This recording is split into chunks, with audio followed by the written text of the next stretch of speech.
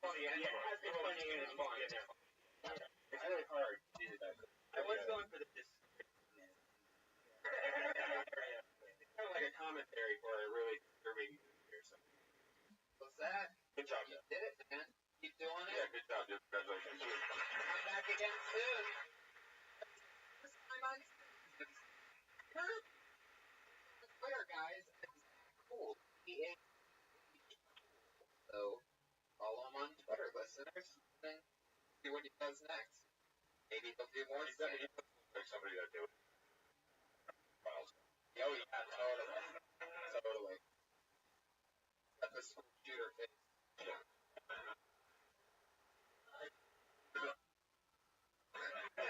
I'm talking about casting here. I mean, if I was I'm saying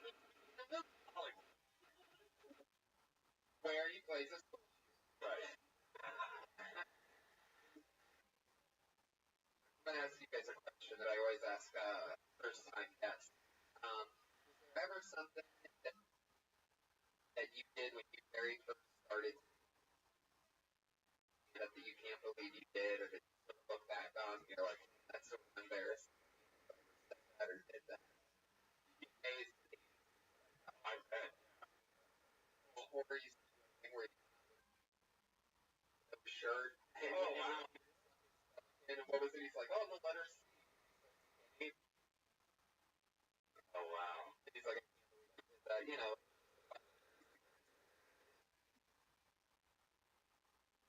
I mean, it's hard to learn and be shit. I mean, Right. so, like, I mean, I would next jokes that were cheap, you know, like,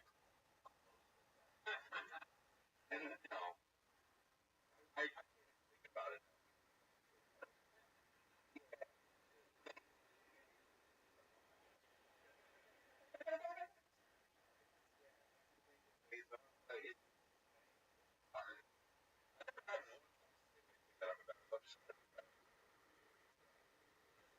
All of it. On it. I'm like, talk about, but I Or that set up. That was.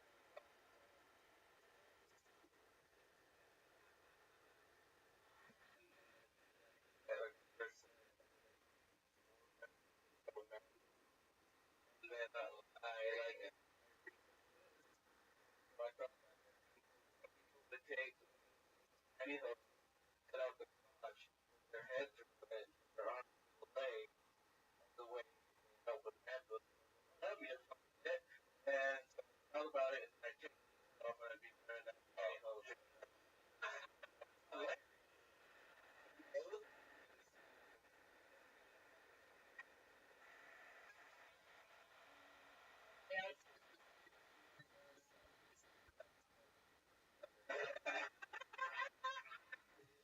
So how long your next meeting is the name of Marcos? I mean,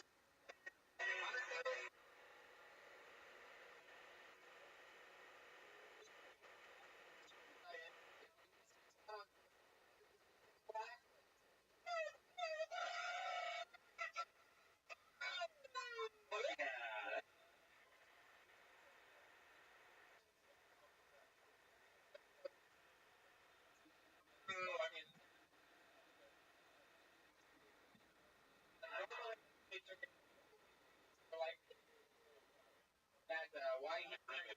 Why he turned into a Latino at a doctor.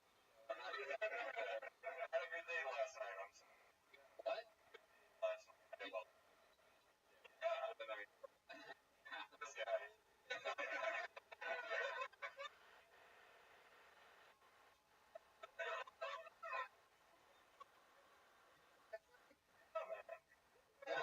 Yeah. Fresh. No, Taco Bell. Very nice. Come on, be serious.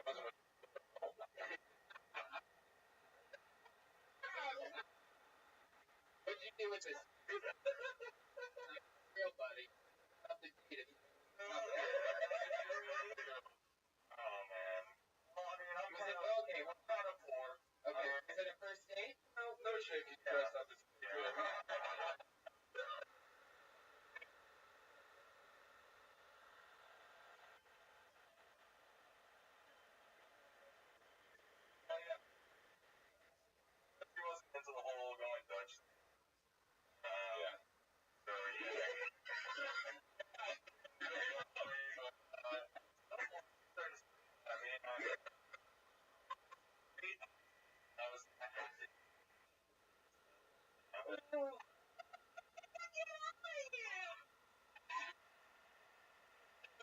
You need to go.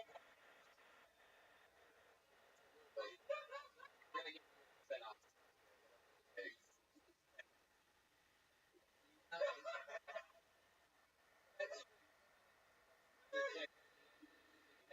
Yes. Taco. Really good at Taco Bell? Hey man, yeah.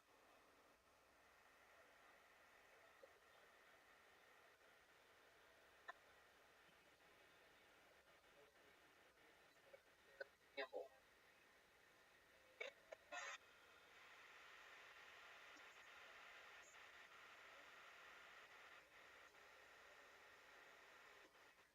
Funny.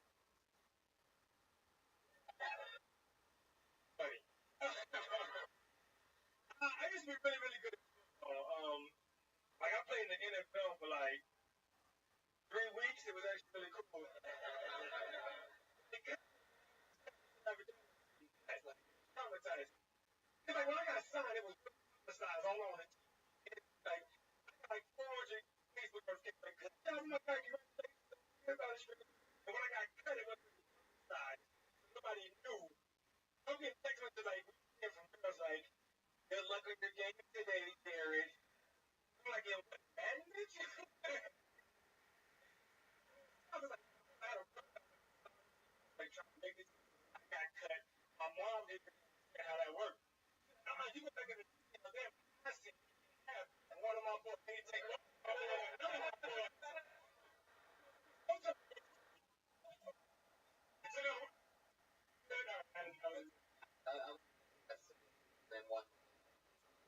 It's a joke. Yeah, like, I go up there. I'm on the y'all. Y'all can't have two on her side. Both of them are taking us. I'm like, come on, let's go. About to work free. I'm just.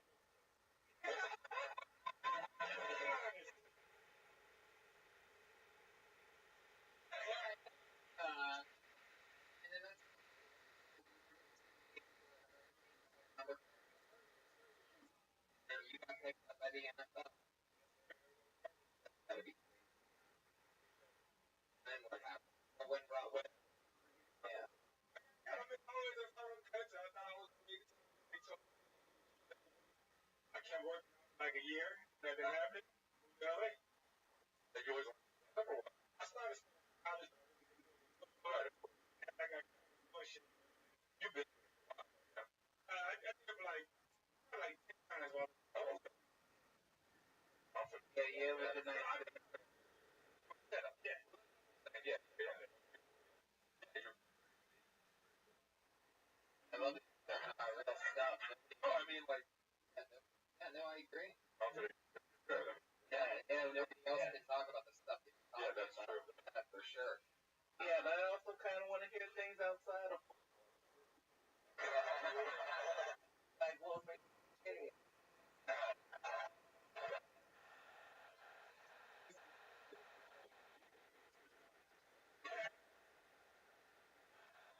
that question big ass dogs. That's what they.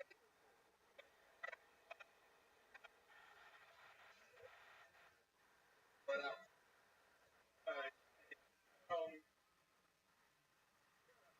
like that, man. Clips and all that good stuff. The big ass dog.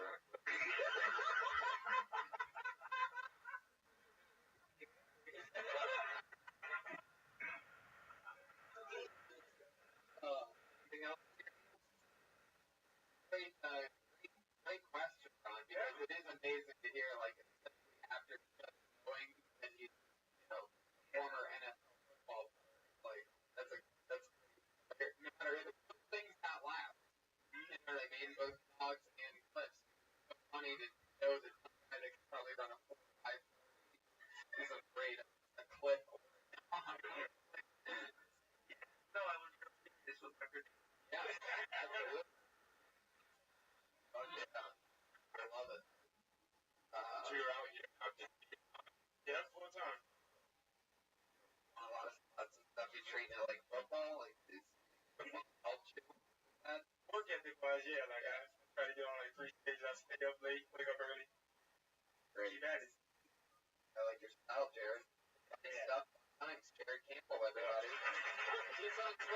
Jared, why?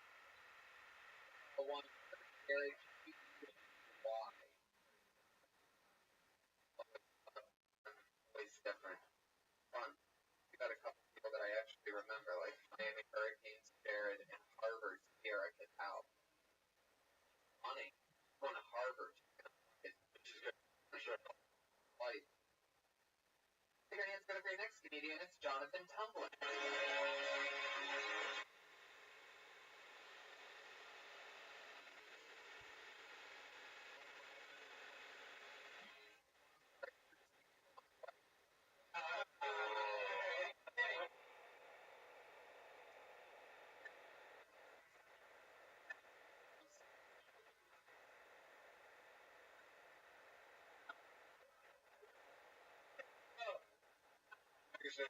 I've been out here in LA for a while, man. I noticed people come out to LA, they think they're gonna like sponsor these wherever they go and shit.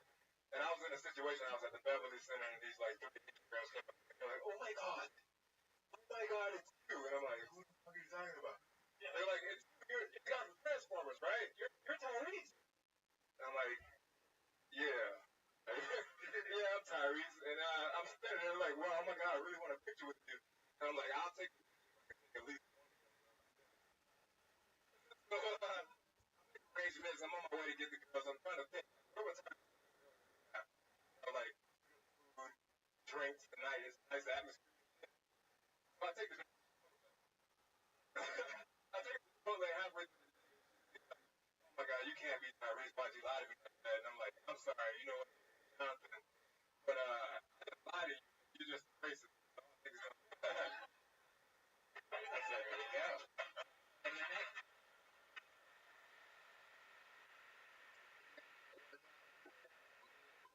being that chick at the beginning, really racially stereotyping.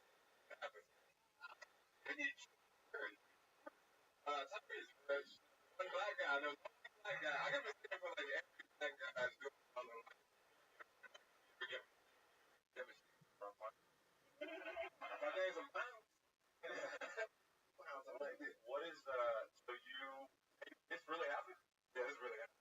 God, you don't look like Tyrese. I know, man. It's extremely great. I mean, they got sweat.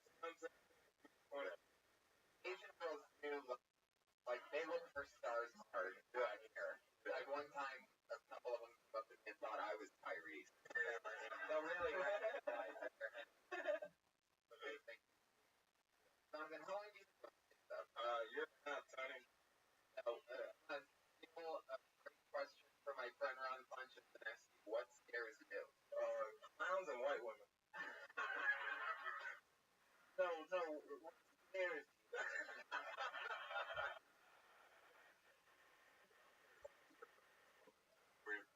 I always wonder when people say that. Like, what do you mean? Like, I saw it at a very young age. Okay, but do you mean like if somebody like the demonic clown, not like yeah, demonic clown. The demonic clown.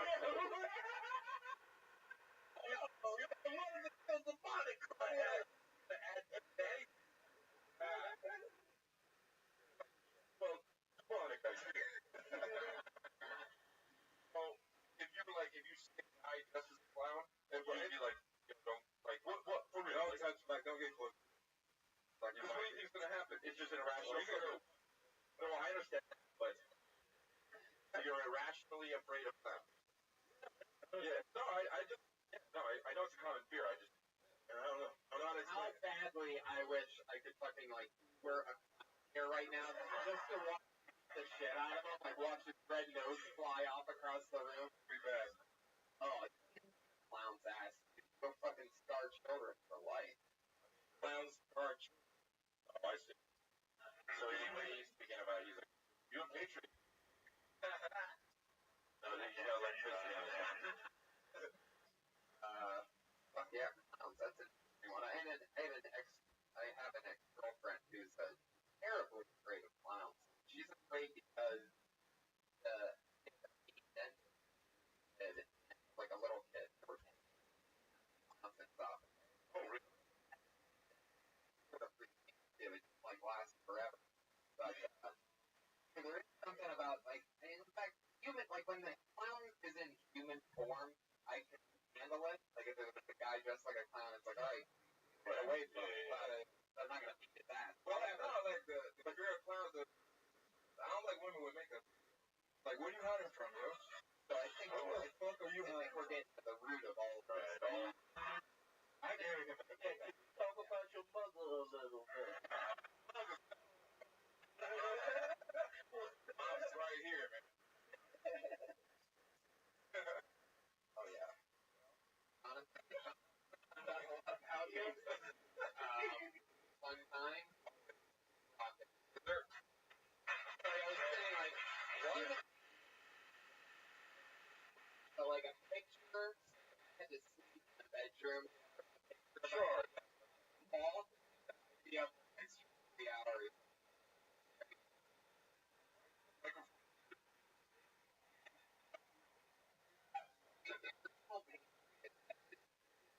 A $5,000 robot. His reason positioning. Then we read page and it completely off $1,000.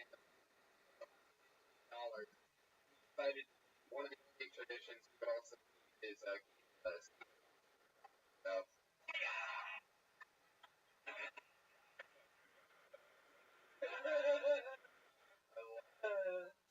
Doing a great job, Patriot. I'm actually very surprised. You're going to go hit everybody.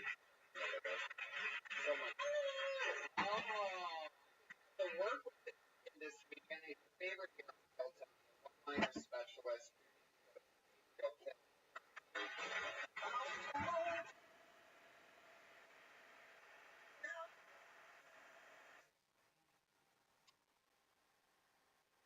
I want to open up a tattoo parlor that specializes in breast tattoos. I'm going to call it.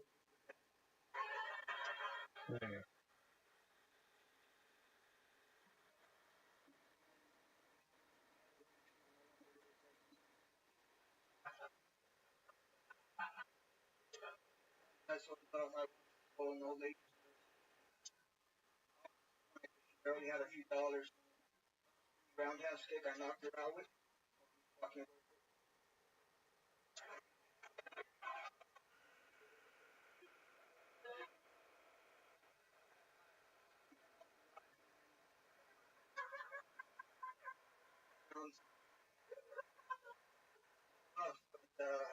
I can hold my head high knowing that during the worst times, during my lowest points, I never, not once, ever forgot about Dre.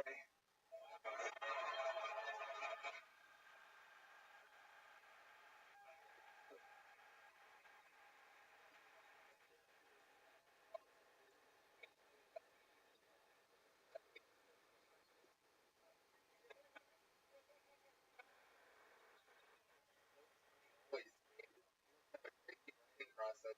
Done a lot of different minutes on the show, at least 5 or 6 times, right?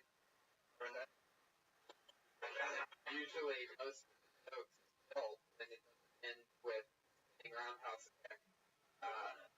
That was all crap. Love your style, though, dude. The game like to do for this weekend. I was in San Francisco with Jeffrey Ross. You guys know what it's like being on the road. You arrive, you drop off the stuff at the hotel, whatever, maybe grab something.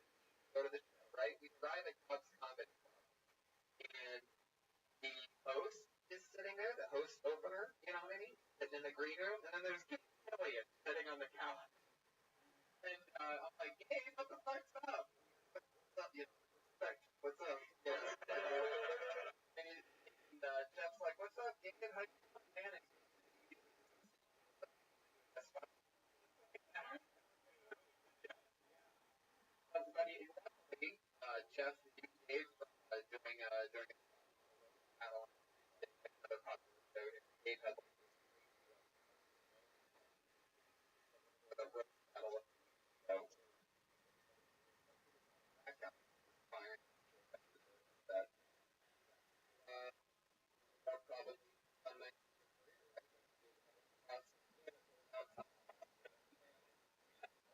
I would. I had a sponsor tonight, and I was there the next day, so I figured why not ask. That's sort of what's funny about it to me. Like, Gabe is sort of a nervous, like, I mean, telling her, before you know, he's like very, very nice, polite, and sort of nervous, humble kind of guy. That's why he was so fucking hurt. Hey, what's up, man? I did a guest shot. I just wanted to get a oh, of course. Well, I know. So I love I'd like to get your yeah. Yeah. Oh, good argument. That was great. Yeah. That's dope about crowds.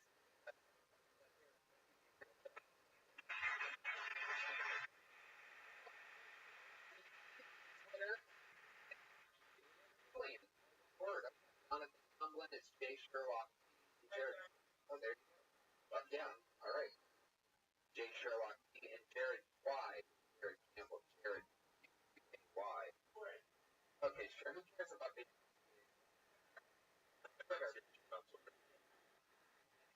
at Gabriel? We're rolling along. Here we go.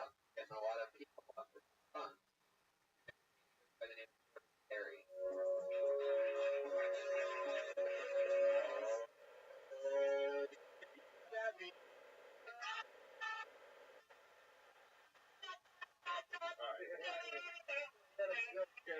I fucking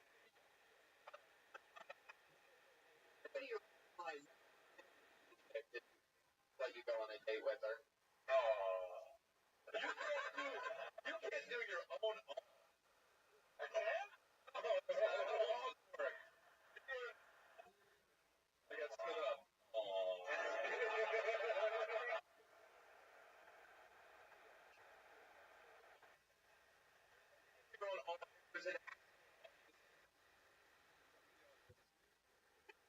All right. Let's have first. Put your hands together for Calvert, dude. Hey, you know what that means? So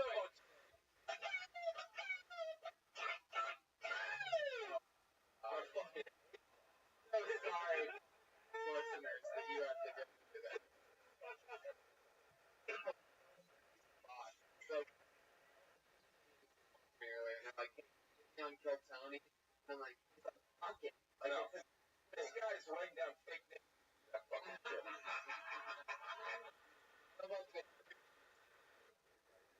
Because he's like, that's the whitest, most Italian. Let's try it again. Michael Gowdy.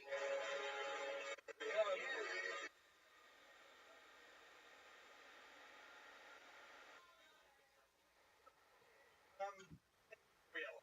I've been doing LA open mics for almost 4 years, and it's mostly 5 guys jerking off the internet porn while staring at fucking. So, 40 people plus fucking Crystalia. I am nervous. I fucking. So, I will.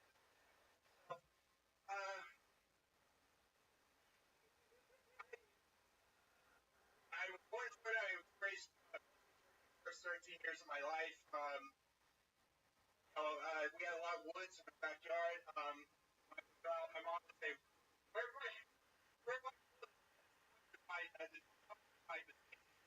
I've been really trying to tell you guys, like a rule.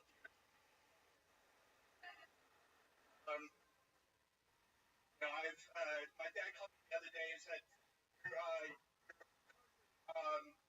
cousins have been curious because alcohol is the first ones in the family. And that mom, like, I guess I've seen his wife.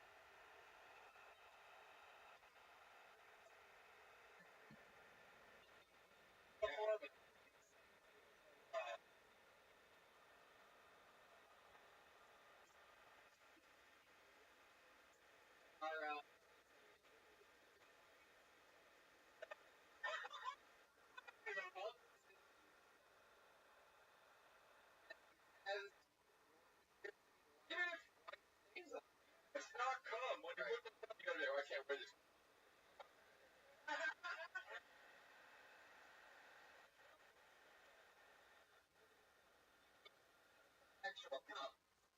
Alright, well then, lay out the Cinnabon, you know what I mean? Whatever icing is going on there.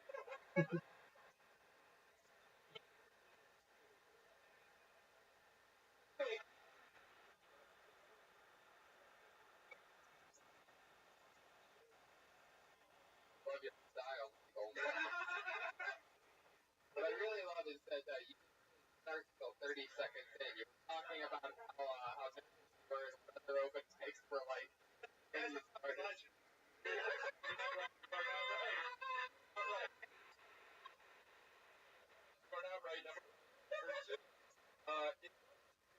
Me on his side when he said that.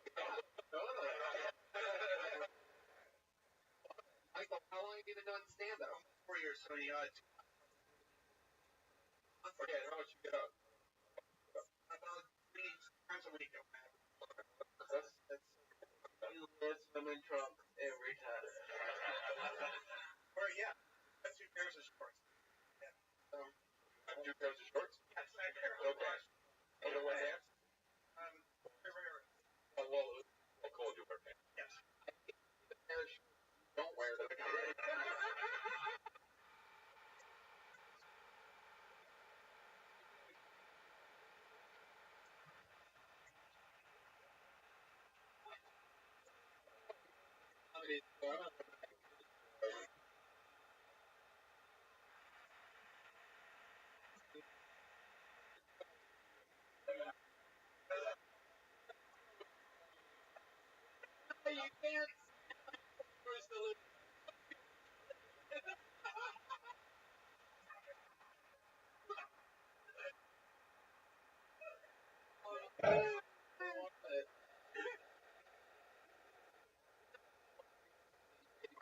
Always tell people to not wear shorts on stage, but I think we're gonna stick with talking shorts, Michael.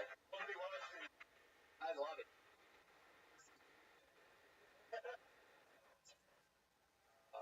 Dude, when I was a kid, I don't remember anymore, but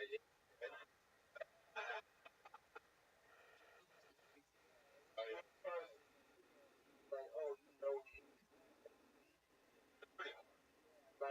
Not a bit of fun, yeah. Yeah. From LA? No, I lived in Georgia for 13 years. I lived in two Midwesterners over here. Yeah, you guys.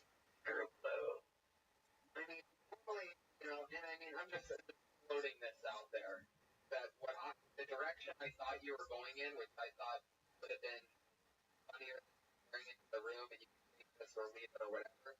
I thought your mom told you that you talk about how, like, that's not a confidence builder to hear when you're a kid, that your mom thinks your own words and whatever. I think that's a route that's hard to short guy when your mom thought you were an elf like that. There was a lot of disrespect last time. I could definitely go that route. Oh yeah. What else do you do for fun? That's common. Yeah, I was gonna say massive. I do autographs.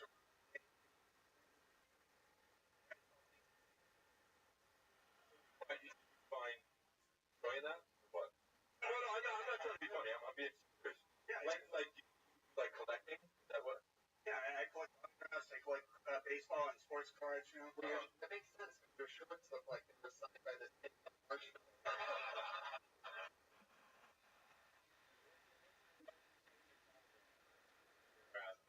Out of this regrets. Oh wow. Okay. Money in baseball cards nowadays? Is that still a thing or? Yeah, definitely. Yeah, I think the autograph market is being more than ever. I think. Oh really? Surprise! Everyone wants to sell things. Autographs are selling for $50. You just say everyone wants to. Yeah. With the celebrity, like you care about the autograph. Yeah. The whole game. Huh. Yeah, Michael, I love your style. Good job. That's Michael Gowdy, everybody. Michael Gowdy, WD Live.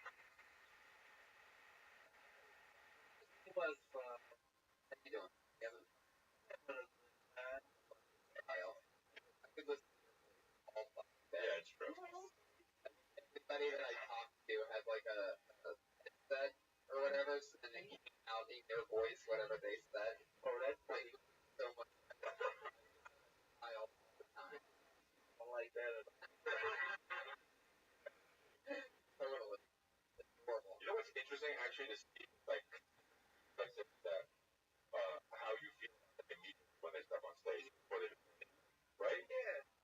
I don't do that when I'm at a show watching guys. I know they're professionals maybe, but it's interesting, like the feeling you get from. You're like, oh, I feel confident, or Yeah, exactly. oh, I'm really scared. Right. Yeah, exactly. Yeah, for real though. Yeah, yeah, really. Or, oh, I gotta wash my shorts. Yeah. But Michael never.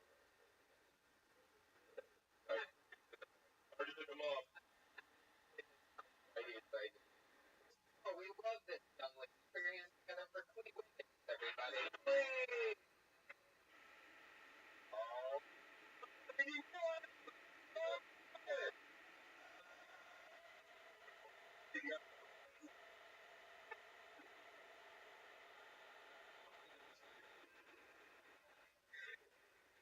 I was reading Star Wars book in the corner, not paying attention. Yeah. I moved in with my boyfriend about a year ago, and in that year we've had the cops call on us like 4 times by our neighbors, because we get in a lot of like. So I don't know if you can tell by looking, but I'm a nerd. My boyfriend's a nerd. He's a black nerd. And we get in fights about nerdiest things. We still argue like black people. So a lot of motherfuckers and niggas. What we're arguing about is like how to Roger or why Batman can't be out in the daytime, and that's why Dark Knight sucks.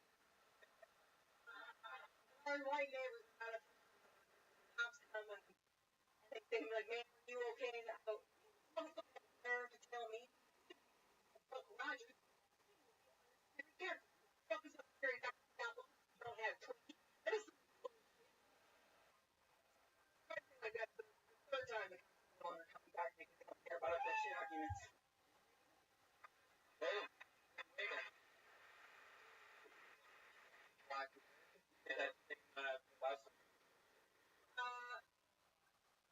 I don't know. I have a stroke I can't remember. I think so, because I remember, I don't know what Buck Rogers is, and I remember that note. Yeah, no, I still, since the last run, I haven't gone back and watched or listened to or read whatever Buck Rogers is. Sure, what it is. It's a comic book and TV. Pinky, like the Roger. Is that true? I think so. I think I'm the first time. I mean, to me, there's no way I can realize it, so. Yeah, not too. But, yeah, I took last time. I'll probably do a different home thing. I don't remember. It's pretty funny. I think the last time it's funny about being in a fight, it's weird stuff. They don't care. Maybe the references you are using for the people who have no idea, like, who Bob Rogers is, and you can also maybe just update it a little, like, I don't know, Star Wars. True that, Well, according to Ed, Batman should not be in the daytime. Therefore, that's why the Nolan movie stuck. Yeah, that's common sense. Yeah. Well, yeah. Really doesn't. And Ron. Wait, why is that so? I don't get it. Because he's the Dark Knight, so him fighting Bane in the afternoon somehow. It's wrong, it's all wrong. You do that? Yeah. There's shadows in the daytime, there's more shadows.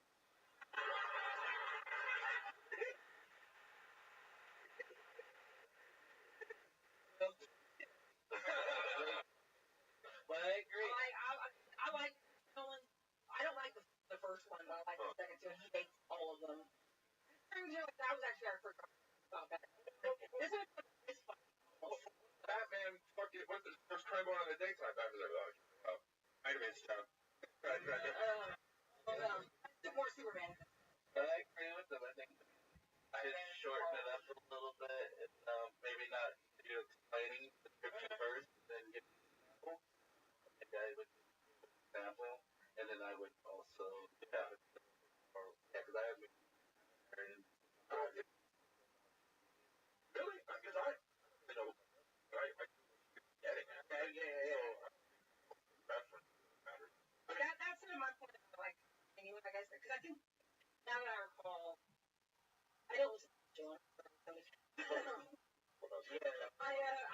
super grown out. Like, I think I even bought you here.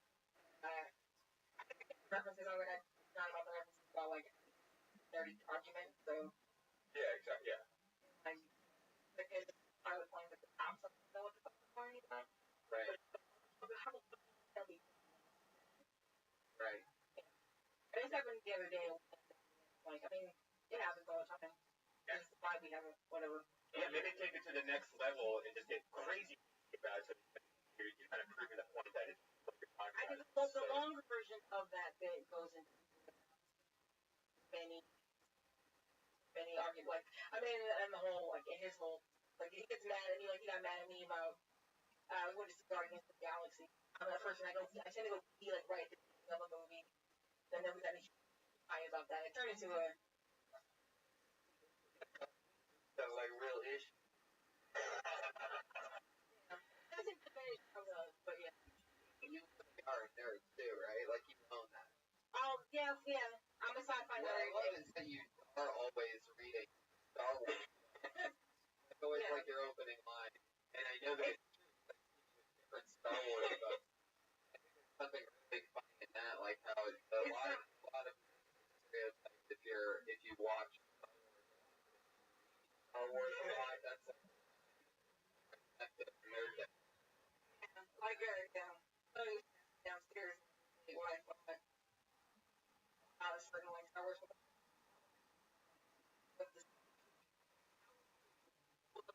legacy force.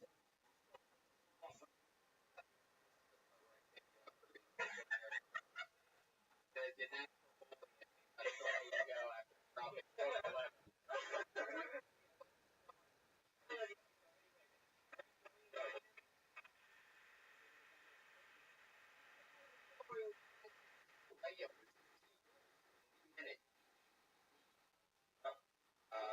It's always fun to see what they're going to do different, new, and it's always a class. So let's get it going.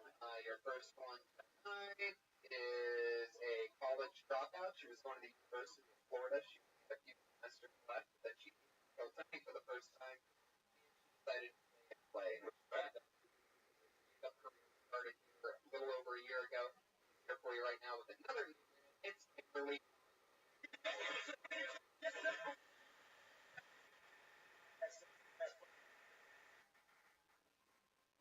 That guy. How are you? I am in a long distance relationship. I don't know if anybody has ever been in one of those. They're super difficult. They're really hard. It's really hard because I live in California and my boyfriend lives all the way in my imagination. Like not a real thing. I don't think I can be in a relationship because I'm a comedian. It's really hard. So I got online the other day. I almost bought a vibrator on Groupon. But my mom always says that you get what you pay for. So I didn't want to get half off for half off.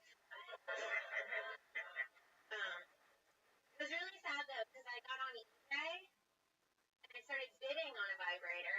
Like, let's give this a try. And there's no more pathetic feeling than being outbid by a fake penis. Like, I just can't even buy a one online. The universe won't give me that. It's weird when girls fight over men too, you know, because there's so many dicks.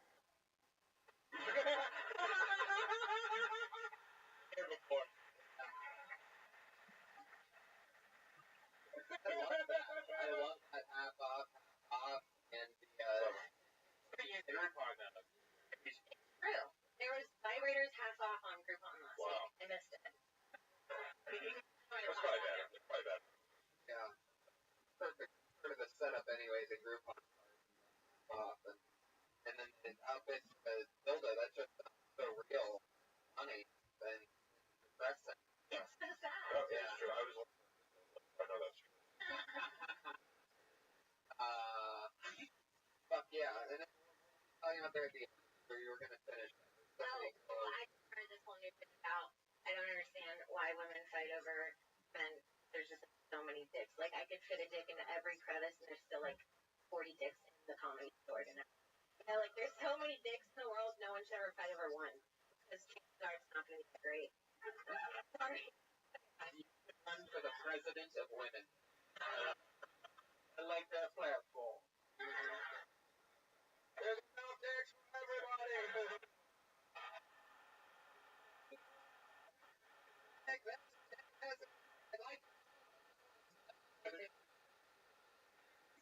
I was like looking up how many men there was. I wanted percentages fixed. I was getting really into that. Just too much for tonight. End up at a high chart of dicks. I was looking up in nationality. Wow. Fuck yeah, you It's not for everybody. and more.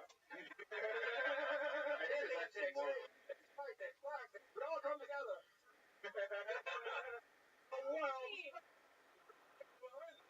Is it more Indian guys in the population? That's yeah, I think so. Yeah. At the University of Florida, there is.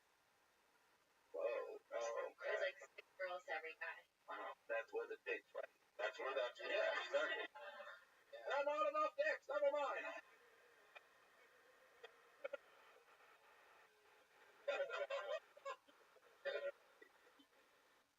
Again, for some weird reason, I'm gonna steal my favorite question that I've ever heard asked on the show, and since I've never asked you this, I'm gonna do it. What scares you?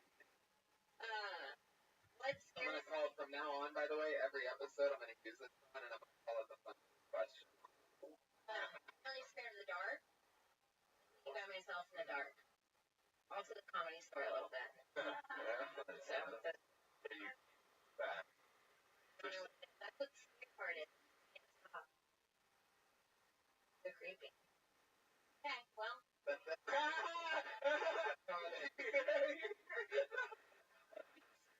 done.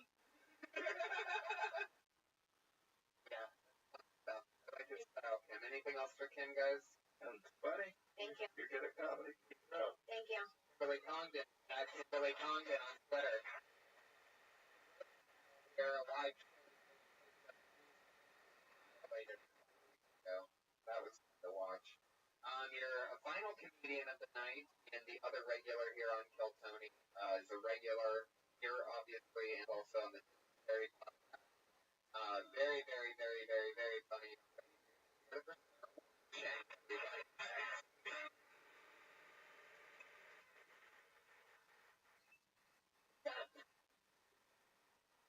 Scared of dying. I think I fixate on the little things. How I cope. You never know. You know? Like these, I will think about dying if I'm not obsessing about something. For example, the goat cheese medallions in my fridge. Is that the closest I will ever get to receiving a blue ribbon? When I was eating an artichoke, I wondered, is this the closest I will ever be to becoming a cardiologist?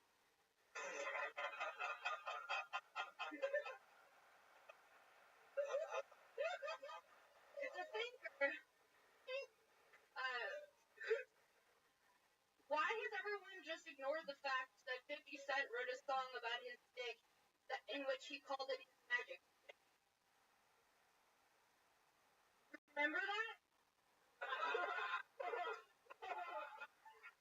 It needs to be addressed. There. My favorite punchline of the night. Remember that? I love it. Those are funny. The medallion one, I'm picking my right, the movie says is that like white tin foil, the Like a little. Gotcha. Gotcha. That is a good piece of medallion. Yeah. Or what do you think about? Just depends on the mood. Yeah, like put it on a cracker. It's a cracker. Sometimes I'll put it on pasta. It's not pasta. I think it was way more fun. I like that. I know. I said it just stand in the pot and get it on. Yeah. Say what you call. Had it with strawberries. Oh, that's good. Oh, tell me. That's good. Strawberries? Well, yeah. Yeah, together like that? Yeah. I understand why you do Yeah. It really is. Yeah. Yeah. I would never think of that. Yeah. Wow. No, they really do. In fact, it reminds me of the amazing cooking of Elise Lane. Available. Did you buy any of those? No, I think I missed it. But shout out. No. You have like a solid voice.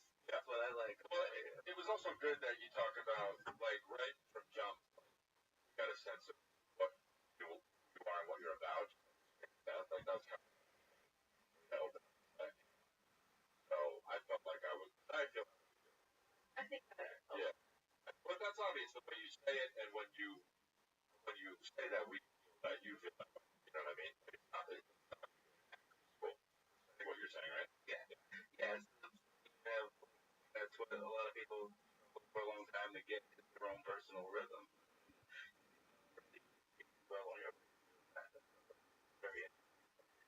Yeah. I love that you up with the punches. Yeah.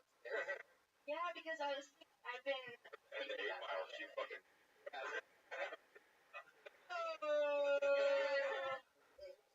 Everything. Game. That was my next question. It was, is there a specific way of dying that you're more afraid of than others? Something you always have or about? No, I just like I just afraid of it. Like how's it what's gonna happen? It's like there's no point in worrying about it. Right. But also like that also because like it's gonna happen, it also propels me forward. It's like fuck it. I gotta go do my minute. I gotta like fuck it. So, This could be my last minute. You never know. So it's like it like propels me forward, but it also like psychs me out. So, I'm serious. Dying's never been able to tell us. It's just the greatest. Yeah. Be everywhere. Talk about come short.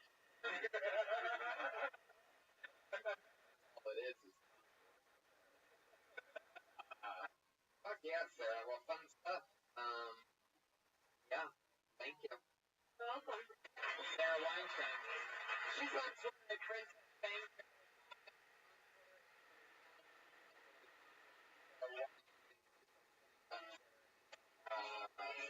That's just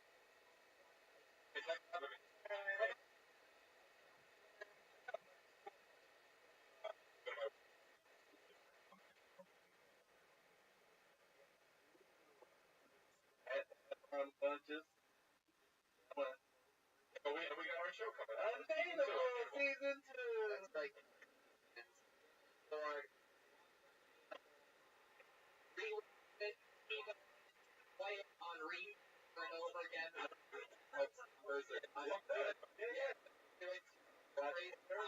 And so, blow these guys up. It is on Twitter. Right. So, of course, Jewish Catholic on Tony Private Catholic. Or on Twitter at LYS. Or on Instagram, the girl with the Facebook, the girl with the plane.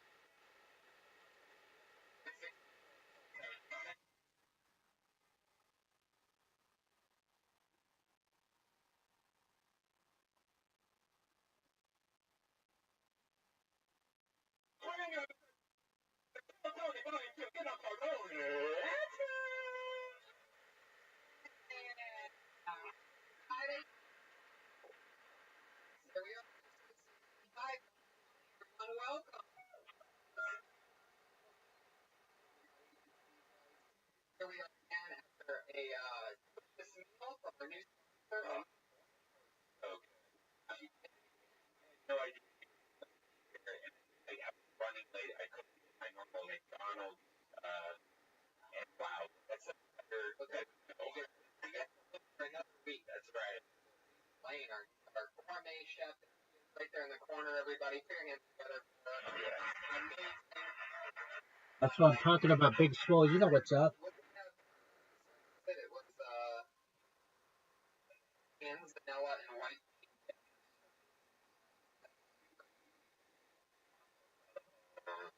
some kind of relish. Delicious. It has a gourmet chef where you don't even know what the stuff is. Yeah. Shoving it in your mouth. That's Annalise Lane on Twitter, and on Facebook and Instagram, she's at the girl with the pan, everybody. That's right. Annalise Lane. Doing like weird documentary, like, no, we're gonna guys like dead animals we found. We're gonna get delicious. I'm not even gonna care. It's like a whole other show. Yeah. Guys, crazy things. Lots of great Robin Williams. Let's start off with the bang. Let's start off with a sponsor and the death of the day. That seems like someone I didn't want to joke about. Like some guys that die, I'm like, well, this guy did that, but we're not. I don't have a joke for it, but I really am shocked that he's hanging out in the middle of that racetrack. All right, you sons of bitches. I know. Exactly. Nobody has a joke. In fact, I like one of my probably first ever emotional deaths where I was. Yeah, that's definitely hit like a Kurt Cobain or something when he died. What the fuck? Really? A lot of people ask me what's the best joke on Robin Williams because they know that I yeah. But I said I bring myself to shitty racetrack joke that I do. But I'm gonna make sure that the guys in the room, and then I'll but now it's out there. I didn't know by the time this episode's out in a week or two, it'll probably not be too soon, and they'll laugh about that racetrack thing. So it's not good tonight, but when the podcast comes up, it'll be ripe and ready. What else has happened? You were in Florida all week. Yeah, I just got home a couple hours ago. Florida, thank you very much for coming out. That's why I was able to people came out. It was amazing. I learned a lot of new things about Sam Tripoli. If you hang out with that guy long enough, you learn a lot about yourself, about aging. He makes a lot of like old man sounds, like he's just walking around with a. And then he interviews himself. Yeah, well, who is so nuts? Oh, talks out loud. Yeah, and he's just like, I don't know, breakdowns. It's so interesting. I highly recommend becoming a going on. You'll learn a lot of it. He travels to airports, and as an unfortunate smoker, you hate not being able to smoke. But Denver has this area of I don't know if it's ready for marijuana or what, but you walk in, they're like, there's a one-item minimum. Right when you walk in, you're like, Coke, $5. And you have to, like, buy something just to sit there and have a cigarette. Yeah, it's great. All these smokers just, like, stepping up in front of them. And, like, I once had a layover, and I'm not sure where it was. It might have been Atlanta. I think it was somewhere in the South. And they had a smoking lounge, and it was one of the scariest rooms I've ever been in. It reminded me of, the only thing it reminded me of was that waiting room in Beetlejuice. Like when you die, you have to get a long ticket, and there's like somebody sprinkling head shrinker stuff on your head. And you're like, what? I'm here, get off. with this one size of this room, like, it was really small with the amount of people in it. Chairs, stand up, and outline of where people sit. The chair was like a white chair with yellow outline around it. Wow. Denver Airport. Denver. I'm going to Denver. I'm going to be in Denver at the end of August. Really? Next week. A lot of spots have been up here in LA for young. So congratulations to you guys for that. First time in announcement. It's Tony Hinchcliffe and Brian Redband live from Up Live in Arizona, October 24th. So boom, you just heard it, Arizona. If you smoked some pot before listening to the podcast, you think to yourself, October 23rd. Stand Up Live is one of the best comedy clubs. Yeah, a lot of fun. Very room, fortunately, to fill it up. So go for it. Tell your friends. you had last year there. Yeah. Super. Guys, are you excited? This is Tell Tony 65. Hey, a new head of security, a new patriot. One guy that did it all the time. He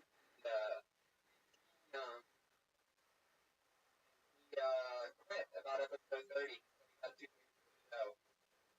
Guy dressed like a superhero.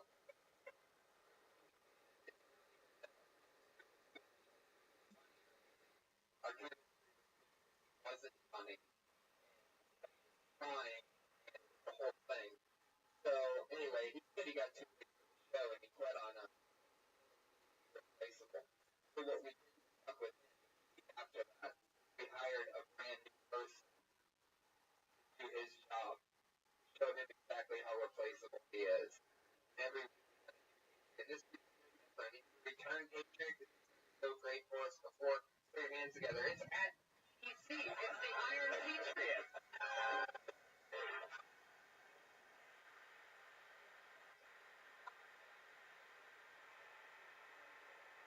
Best friend of many of the funniest people in the country. Oh, hey, good. Good to see you. You look fantastic. Thank you. You're one of the few people who suit fits absolutely perfectly. I think I'm fat burners. What's that? I think I'm fat burners. Ooh. Hell yeah. Yeah, last week I wore this suit. I had like a big camel now. What happened? You didn't make the suit last week without the well, this is the back. You saw through the motions. That's kind of getting character. Oh, I what? That's it. That's it. Let those awkward laughs out, everybody. It happened. Oh, yeah. He his big comedy battle down in La Jolla Comedy. Congratulations. Oh, thank you.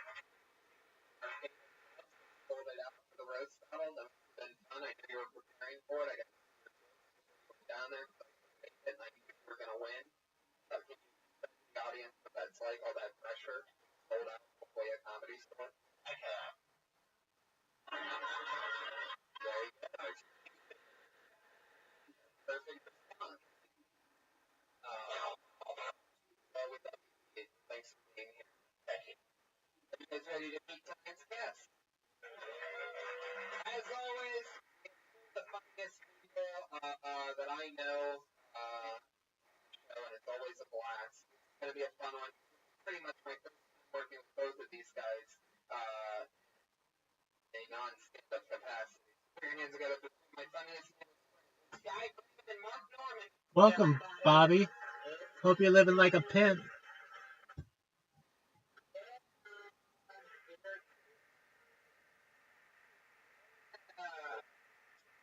Nothing's happening.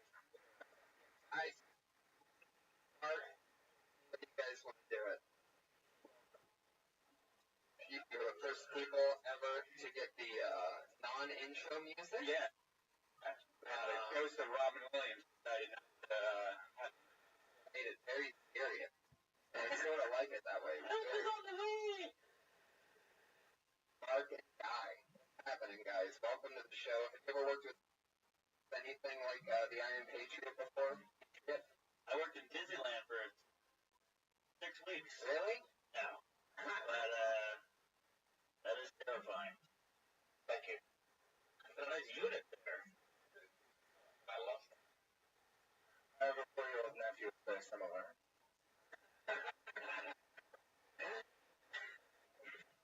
Guys, welcome to the show. Excited to have you guys on.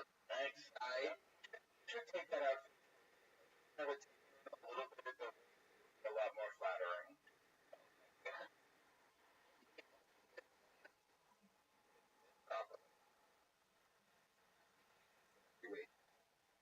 I like it. It's an idea that we haven't thought of.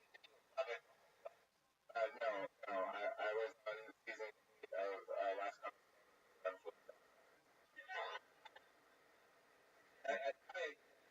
I've actually worked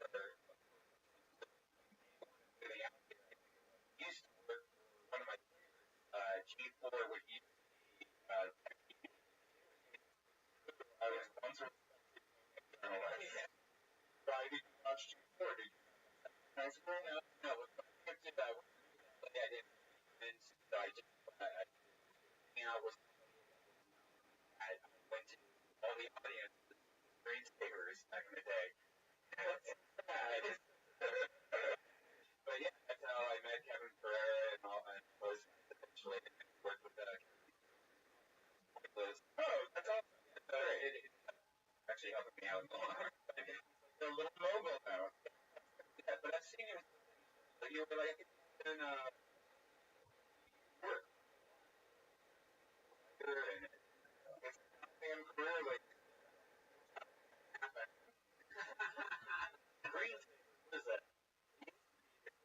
I don't know. It used to just talk about roads and show that like how to fix our computers and what the internet was. I just the first hour they show but for the last first. Question for tonight's guest. Awesome. First, Mark, I was reading your Twitter, visiting stuff. What was the most shots of tequila you've ever done before? Retirement out there. I don't know. There you go. Great improv. That's an interesting question.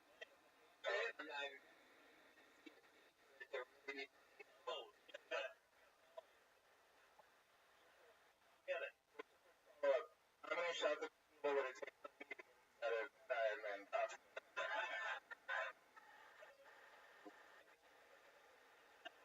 It was one away. And you, I love you on a 10-minute podcast, and my question is, what was it like to be Curly in the Three Stooges? Oh, I actually auditioned for that role, so I'm not good at comedy. Yes, I am a gross caricature of a human being, but I mostly just torture things out of my. How long have you guys been doing stand-up? Coming up on 8 years. Yeah. Pretty green. 12 years, so clearly I'm taking a more, like, gentle approach than Mark is. Gradual. Funny guy. Well, let's get it on, shall we? You guys know what we're doing. A bunch of comedians, in it, and talk to them about it. Maybe about what they talked about, maybe more about themselves. And guys, this is episode 65. Comedians, you know that your minute is up. Oh, you gotta wrap it up, or else you're angry by there.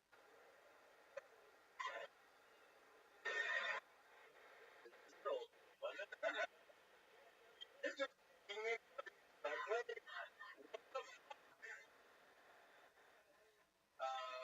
but yeah, here we go. You guys ready to get this thing started? Comedian tonight. And Whitney.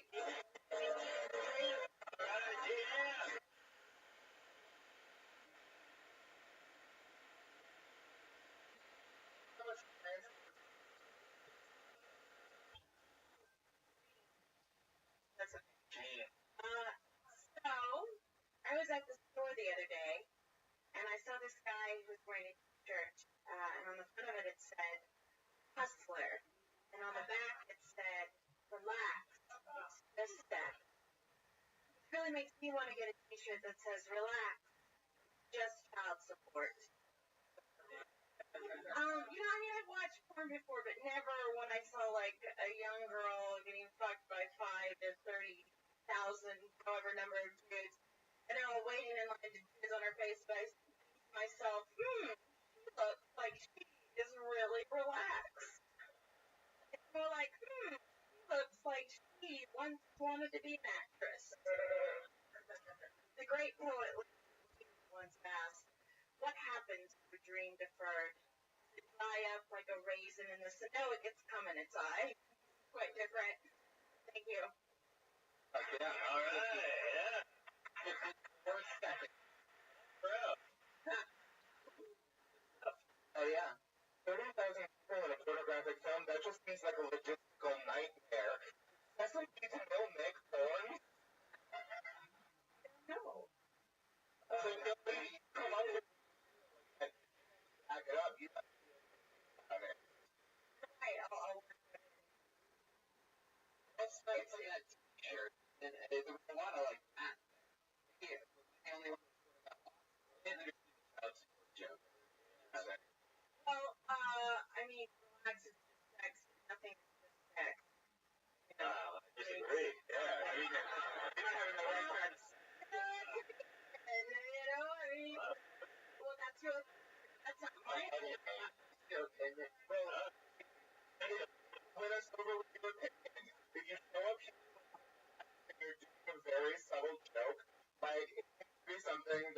eventually, like, slaps me and kisses in my face with magic and happiness. It can't just be like, it has to be obvious. It's obvious to yourself. Yeah, you think that happens to us, probably dumber than the audience. But at least, yeah, that way. That's true. At least think that way, though. Because, I mean, some jokes that you really have to, like, write it out. That to me, it's like child support. That means, like, wait, you already have kids and you're trying to fuck this guy and get money from him? Like, I had no idea what you're talking about. Right. You know, I tried that somewhere else and it worked really well, but it's the way that I said Well, when you bring 12 friends. Sorry. it. No, I'm already there. Sorry.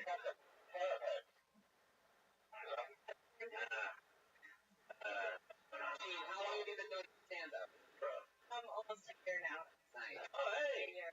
You do a lot of spots? Like, how many in a week? About 5 a week. People often say your first name wrong, or they get Gene on the Say it wrong. well, they say what they say. I say it's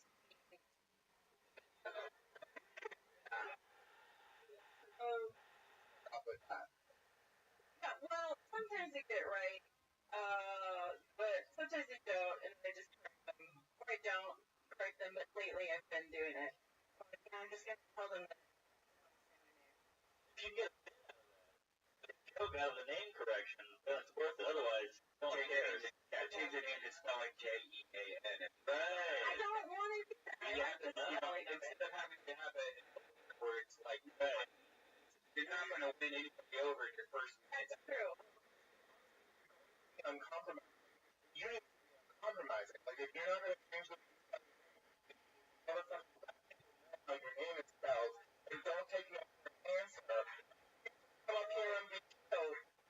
Aren't going to cooperate. You can be killed. You have to make sure to everyone here that they have to be killed. They're a little bit terrified of it. Yes. No, yeah, well, how do you do that? But it's like, there are awesome laid-back then like, I mean, look at it, Tess Parker comes up, and she's always just, like, a fun sort of hothead. She's got a fucking joke, everybody there knows they're gonna have a good time on her, you know? Yeah. What do you do when you're not doing, what did you do before stand-up? I did acting and drugs and writing. Paint better. No. Yeah. What about senior year in high school, Mexico for Habitat for Humanity mushrooms? Do you have any of those? Unfortunately, no. I'm sorry.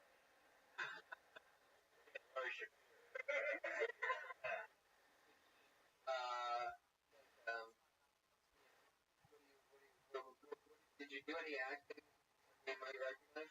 So uninterested. In anything? The Midwest commercial for a hospital. Hey! Alright. And, What? or no, I played a mother. Oh. I was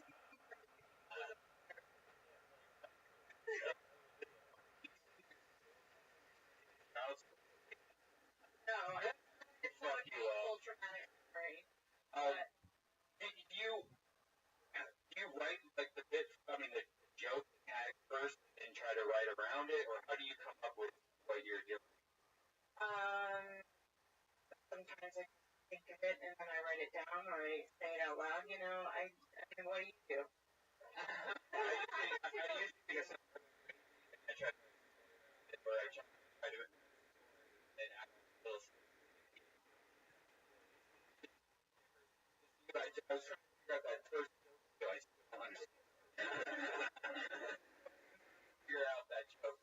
Can I say this the first part of your porn joke? Yeah. 30,000 is just like a big thing, and we all know that nobody's actually 30,000 porn.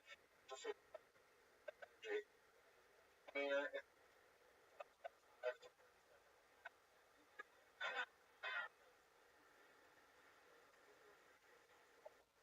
so you're wondering how many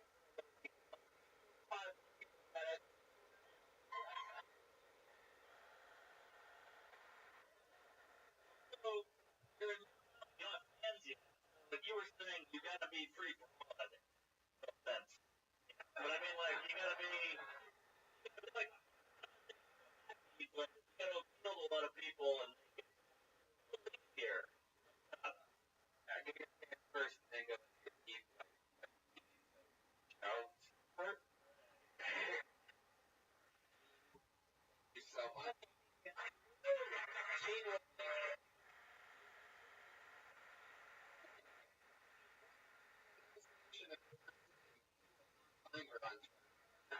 I'll spell that out for you. It's spelled like B-A-N-L. All one word. Gene with a silent N and E.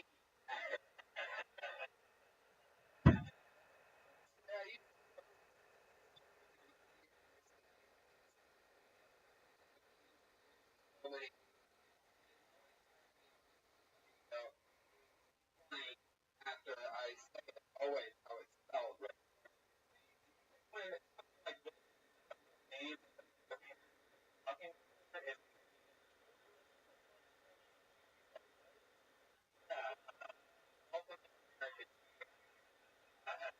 what happens when parents response up your question.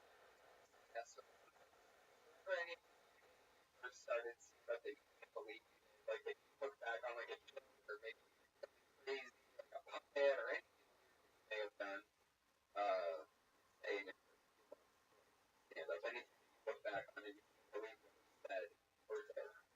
One year so on stage one other. Oh, I know. Oh, stand by the bit, but it's at the end word. Oh, don't get on board. Those are good over here. I wouldn't guess that. But yeah. Gotcha. That's it. Oh, no, but you know, the N-word turns people off apparently. So, no. So, producer Josh, for all you podcast fans out there, listening, clicking on and off, that was a special shout out to you guys. Love you. All right, let's keep this one train along. That how awkward that can get. Oh yeah. Still never done that. About it. All right.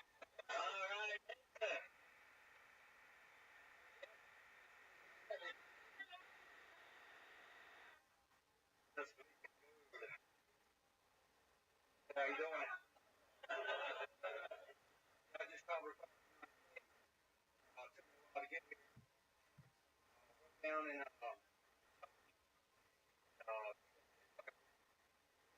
walking that road, my boy got after it. All right. So he looked. You think we can outrun you? I was like, no. I know I can outrun you. I come got to Vegas. Oh wait. I couldn't remember how long I was there or what I did. I didn't even smoke weed until I got to Vegas because illegal. I got pulled over by some cops. Like, sir, are you holding any drugs, alcohol, any weapons? Hell no, all I'm holding is ass. I said, you let me through here and I'll get out your way. But anyway, this is my first stand up as you know, maybe. Yeah,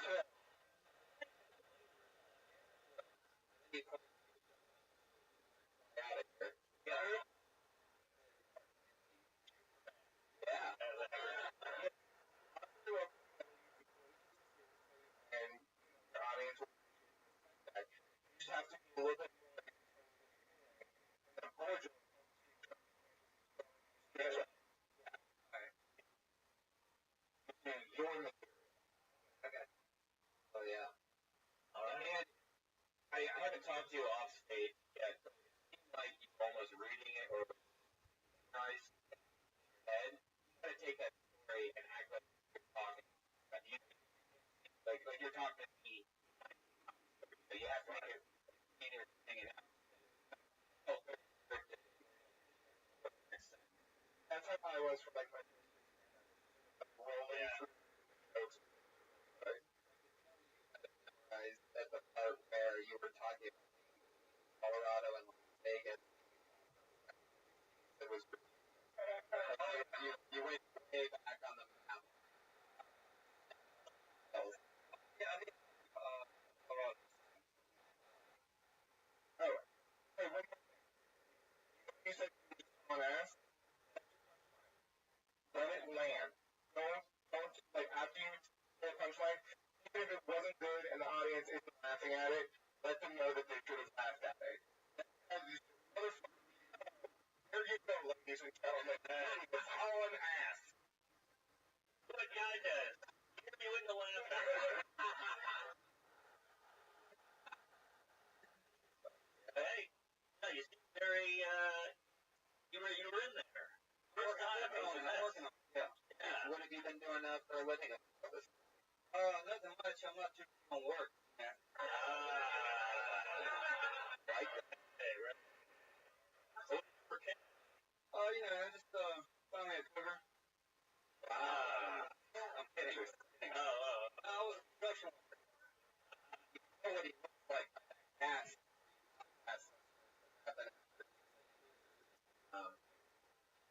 Which trade were you? Steel. Oh. Raw Bango. Was it a Raw Dango? Raw Dango? Raw Bango. That's a black comic. Oh. He's a concrete foundation. Works with the concrete gets around that when it's drag. I know this because I wasn't always there.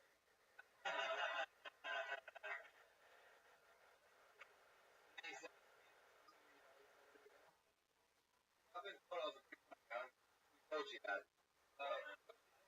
Those are dumb people. Start.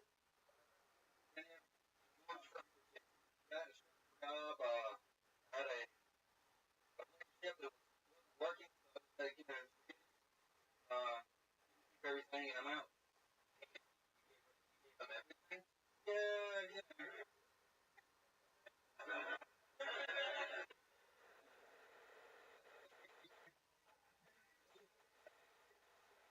Wrong. I'll ask the questions. Started in Virginia.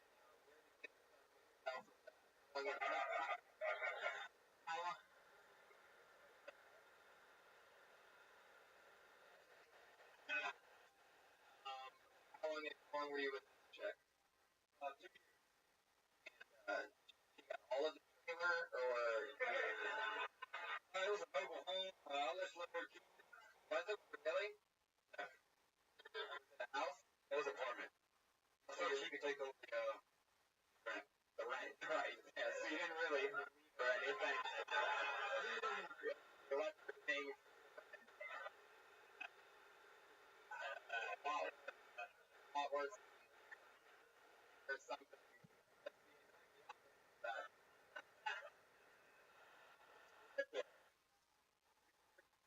What? $600 for a mobile home? No, not worth it. Yeah, it is. Maybe a little bit louder. Were you union?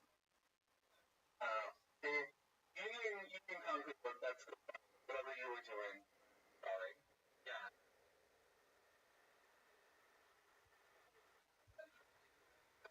Robin Williams back.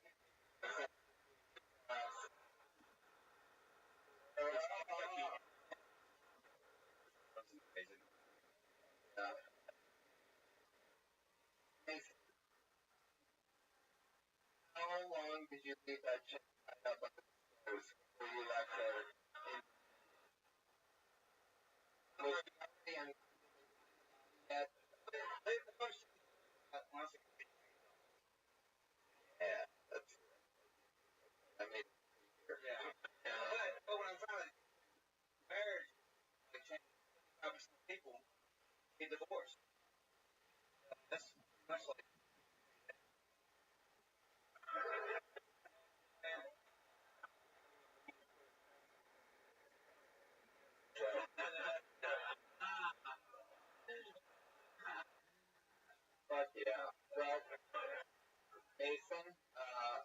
talk to you for the rest of the day. Really good. You're not on Twitter? Not yet. Facebook or something like that? I'm not on Facebook. Here specifically for this show or just to LA to do stand-up? How did you find about Kill Tony? Okay. Cool. Yeah, just look on the internet. You're on the internet. Farmers.com.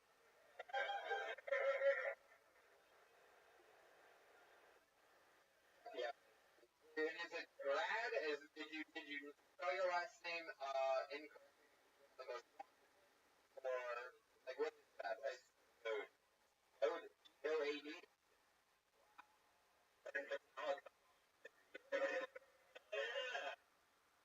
Is E-O-A, but it's pronounced Mason, thank you. Go for him on Twitter. Point. Brad, I love driving, getting wacky. Great first time though. Great cadence on that guy.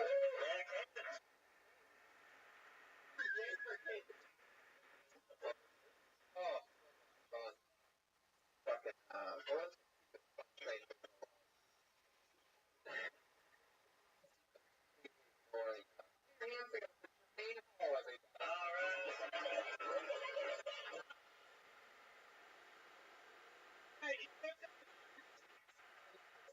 Was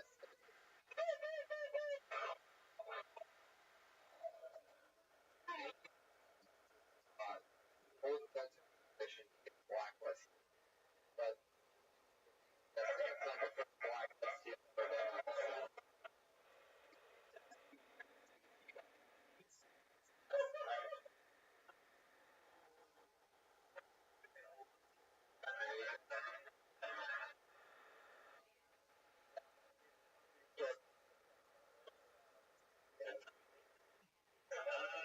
What a heck. Together for your next comedian, everybody. This is Zach Kirby.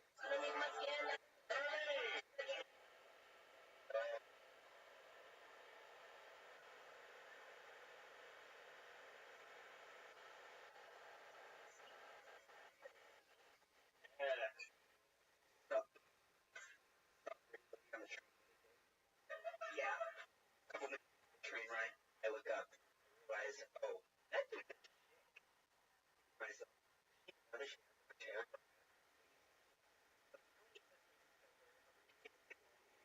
Going out of your arm or your leg or between whatever. You're like, whoa, should rip that out. Like, what happened to her?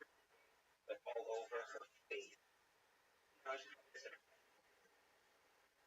but then that got me thinking, I just want to go amateur being able to do things. I didn't even, then what? You get paid, you know, they hot glass enclosure. Another amateur.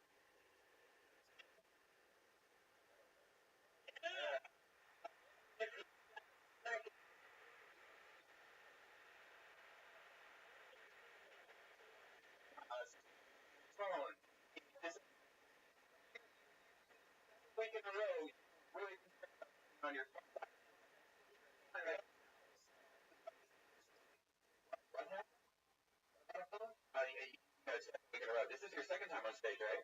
Yeah, I actually did one open mic night after last. Congratulations, man. Third time on stage. Yeah. What happened with the phone? I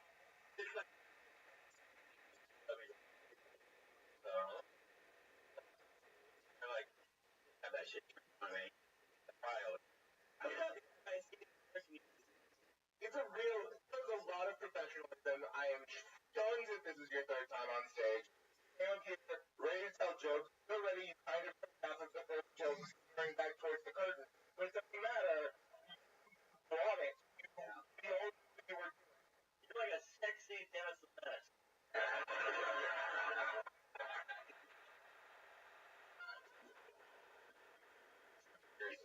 Wait, third time total? Third time total. Oh, wow, that was great. You owned it. 7 days ago was your first time on stage here.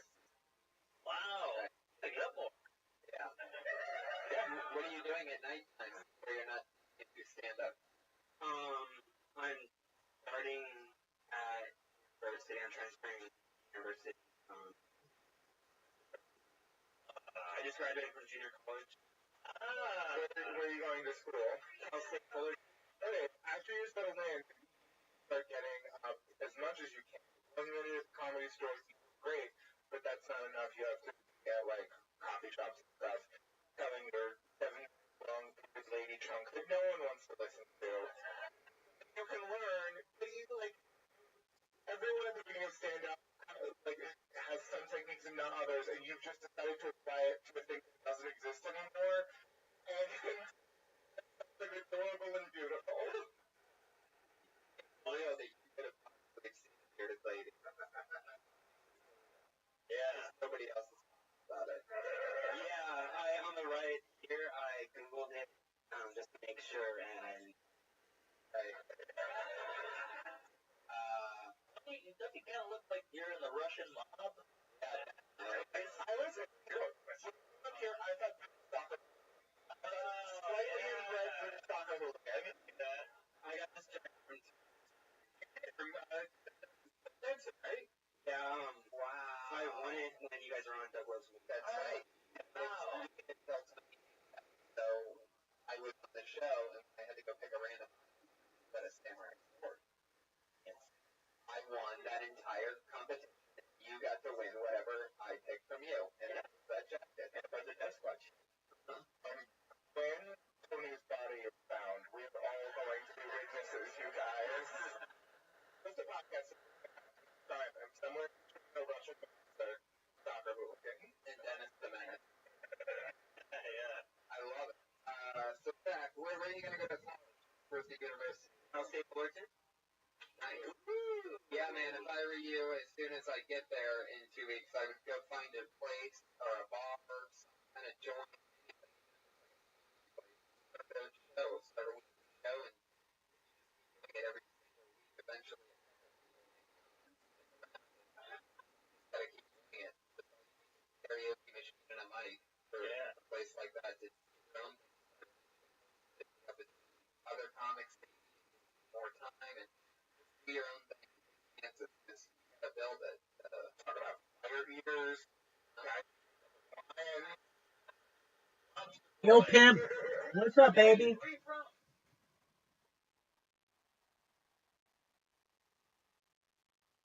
Absolutely. Are you a member of Harry Potter Obama Sonic 10 Inu, Oscar? Excellent. Do you know who I am? You don't know who I am? I've been live streaming my life in the Harry Potter Obama Sonic 10 Inu. Excellent. So what we're doing is we're doing it on here, on Telegram. We're doing 24-hour, or on Twitter, I should say. We're doing 24-hour spaces. I've done them 15 days in a row. I'm still live in the Telegram, but I'm live on here too. I've been live on YouTube for 3.5 years. I stream my entire life 24/7 online, like a real-life Truman Show. And we're just letting people in the community know about it. The best thing that you can do, if you want to help, is to log in with your computer on X and leave your account in here. I see you just hopped on a listener. That's absolutely fine. We're listening to stand-up comedy. So Oscar, feel free to enjoy and know that we'll be doing this from now until the end of time. Orange County. Yes. That explains why you're glowing of light.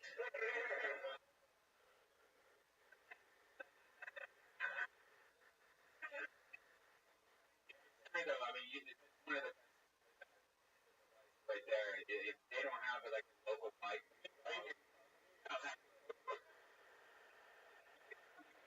local and bars, walking on it. Bars, they have like bar at 8 o'clock on Tuesday. Hey, how about I bring in talkie? Next thing you know, you have more spots than you know. Kind of comedies, Los Angeles comedians will drive to a real audience in Cal State Fuller. That's happening. Sorry, all about your college. I did. It equals a lot of pussy. It looks like you love that. Love big shaped, bearded woman shaped.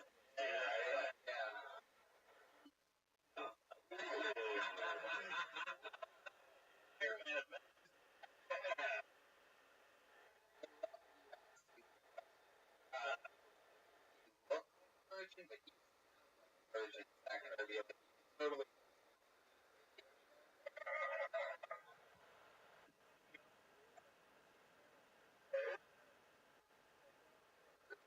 Joe, I'm back here.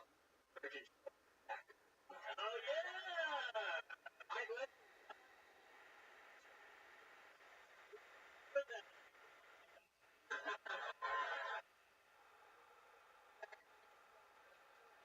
Tony, wait, Kirby. Words. Cool.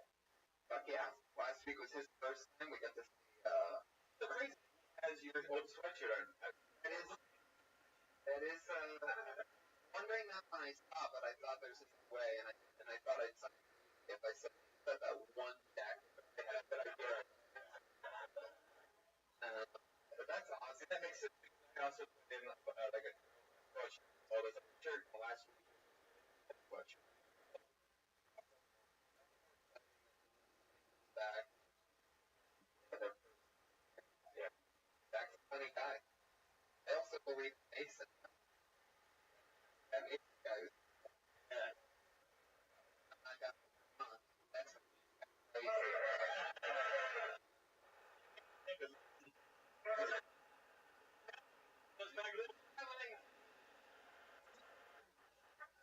And I think that's crazy. I'll tell you about the time.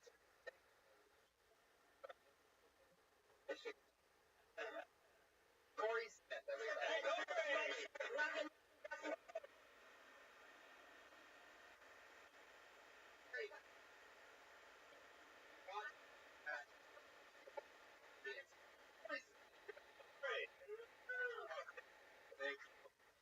Like, oh, I had a growing up. Told me Fat Corey. Was no other Corey. Was.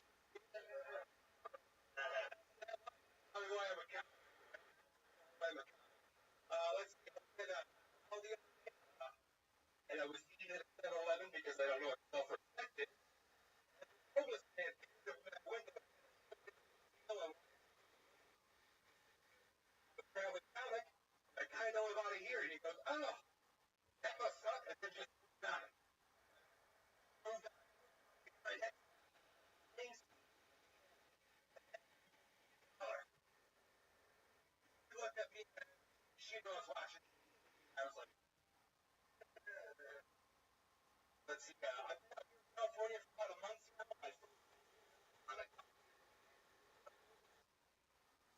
Like a good idea, but have a mild incident in front of a lovely lighters. Yes, it's teaching.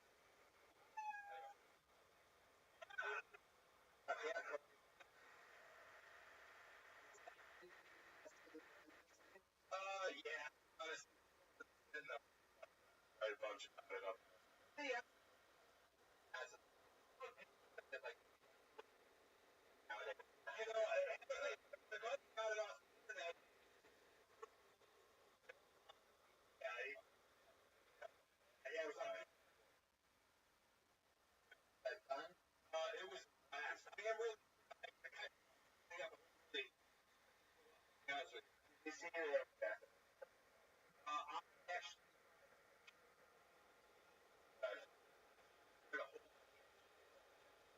Like.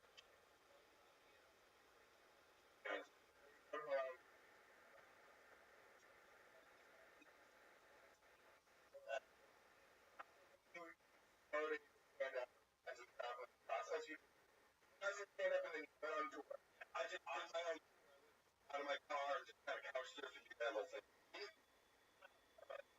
Maybe I was tired.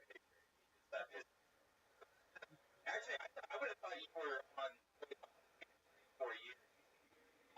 You're actually, I guess you have a lot to do. 12 hours a day.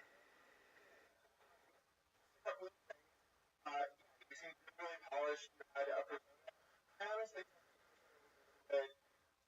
finish, I felt like you were overselling it and would honestly have just left all of the like points without that little bit of extra Midwest in it. I know the story about LSD I've never prepared for it.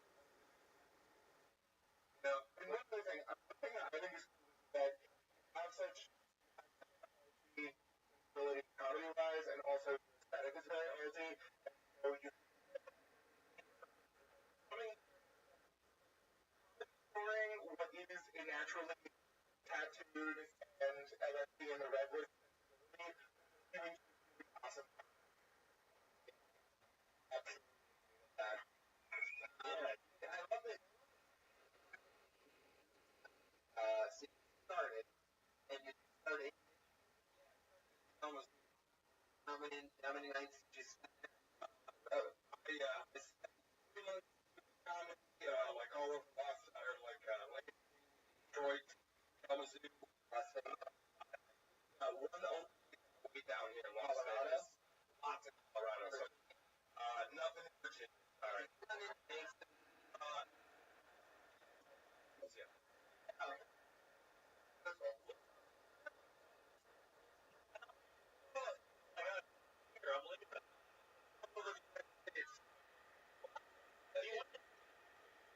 Or do you want to be a traveling weirdo? I want to be comedy. You want to be a traveling. I mean, I don't care. Remember the traveling? Yeah. House door. Oh, like Never. that's the well, my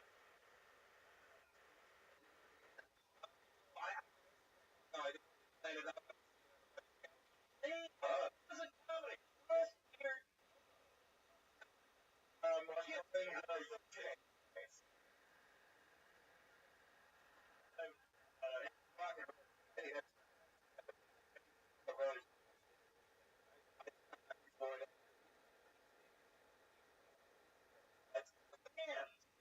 I like to do own a craft.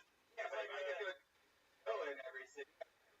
Are you looking for, like, are you looking to find a president and you want to start, like, go at it there, or are you wandering? It kind of hit me like a drug habit.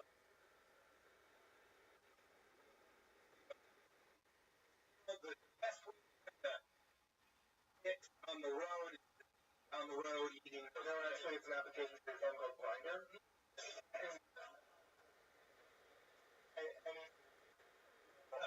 West Hollywood, I have a nice one.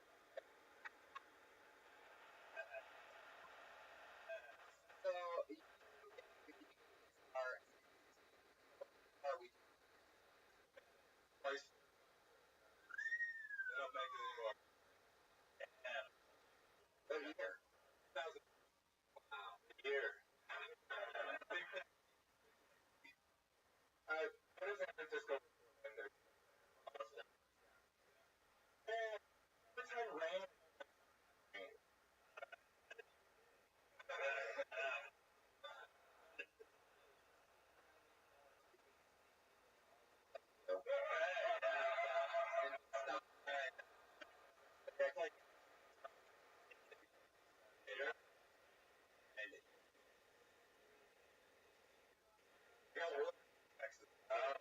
That's why you're running, isn't it? That's what it is.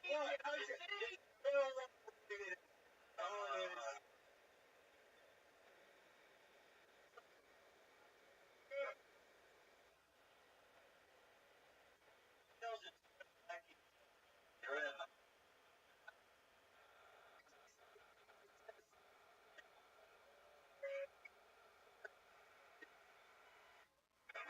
Traveling to me. We've never had one. But yeah, I do a keep driving. And his comedy tour coincides with the tour. Yeah, that was something from the Patriot. He may have forgot he was over there. That is, by the way, just that has so many fans and like comic having like a or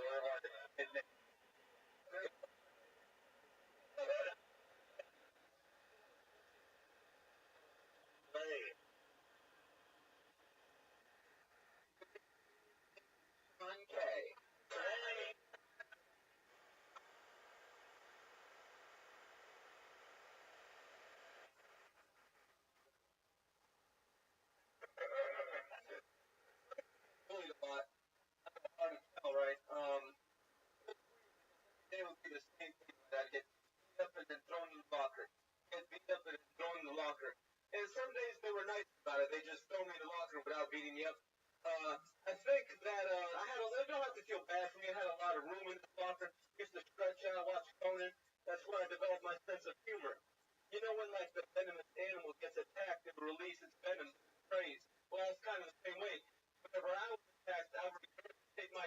got my goalie. I hope I get a 3-minute head start. Hopefully he's gonna start running after me. If I could beat him to the punch at least. I felt like, after that happened, I said I'm gonna try to cooperate with them. So, they still beat me up and threw me in the locker, people. I'm trying to say, but at least they gave me a much better attitude that. None of that made any sense. About it. First off, take it easy. I like twink. Secondly, don't sit down. You haven't earned it. Don't sit down. No offense. It's a fucking. Not 2.5 hours of break. Yes. Stand up. Thank you. All right. Move the mic stand behind you. All right. I love the when actually not Pray, not prayed. Your pray, please. No less. Yeah. I also heard it deep on that great listeners in the podcast go back or sure You look like a weird one. right, he's the only person in the planet who hasn't. I didn't get that at all. No idea what happened. The bully and kind of show his persona. I'm the weakling that gets picked on kind of thing. Which makes sense. You have the right premise. But once you're thrown in the locker, oh, we're back. Okay. There's an extra joke. Very good. And funny thing, How you living, big dog? Welcome, welcome.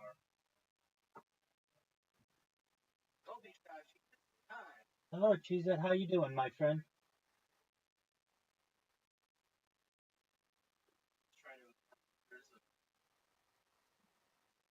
I appreciate it. Thank you so much. We're live in Twitter Spaces, YouTube, Instagram. I'm live in a bunch of different Twitter. I'm live in a video Twitter Spaces. I'm live in 12 different Discords. I'm live in 16 different YouTube streams simultaneously. I'm live on Twitch, Rumble, YouNow, Billy, you name it. I'm likely live there. How are you? How's your day going? Excellent. Well, I take it that Devlin has told you all about me, so I will save you from my spiel, but you should know some of the things that we do talk about are things like anti-gravity, antimatter, faster than light travel, faster than light communication, ending world hunger through the use of vertical farming, cloud seeding, hydroponics, floating greenhouses, saltwater greenhouses, ending world thirst. I'm sponsored by a cryptocurrency. It's known as Harry Potter Obama Sonic 10 Inu, and it's worth hundreds of millions of dollars. And we are essentially a project that builds wells in developing areas of Africa. We've built wells in Nigeria already and like to continue that. I'm a major advocate for life straws, and also I'm an advocate for desalination technology, essentially pumping Earth's seawater onto land to make it drinkable for the common person. I'm glad that you're here. I appreciate the Devlin spreading the word. We got our and they are just spamming away. We've had a lot of success thus far with this project. It's now like 72 hours into it of these spam bots, and having a good time. What's new in your neck of the woods, Devlin?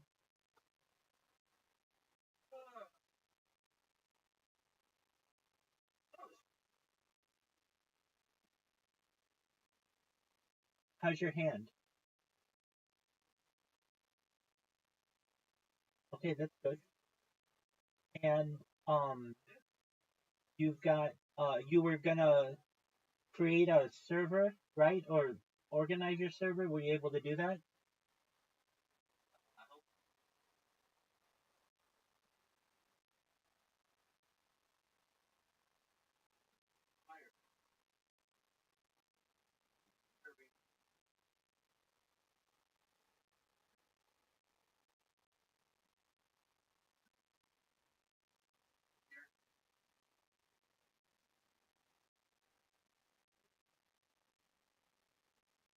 All right. Well, shout out to your firefighter friend. We hope everything is able to improve in their life. I know that you are an outgoing individual, so you'll certainly be able to find other people and perhaps another community if that one doesn't work out, but we hope that one does. If I may ask, Cheez It, do you play Grand Theft Auto as well? What's your role in the role playing server? Okay, so do you like to be a good guy or a bad guy? Oh, you like to be a good guy. Okay.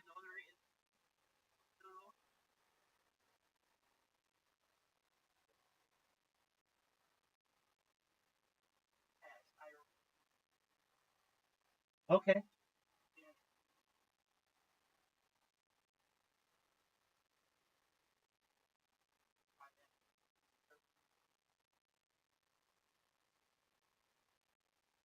Hey, that works.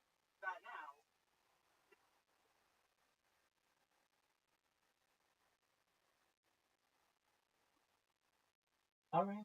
That's good. To ensure that you stay out of trouble as well. So that's good. You're in a good spot. And when you do play Grand Theft Auto, what role do you like to play as a good guy?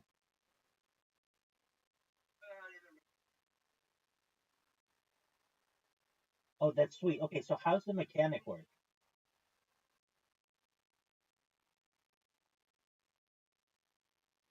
Like, do you just have to wait around until people crash their cars and then they come to you and you fix them? Do you ever do you ever leave the mechanic shop to go do repairs in the field? Oh, very cool. What kind of modifications do you do on vehicles?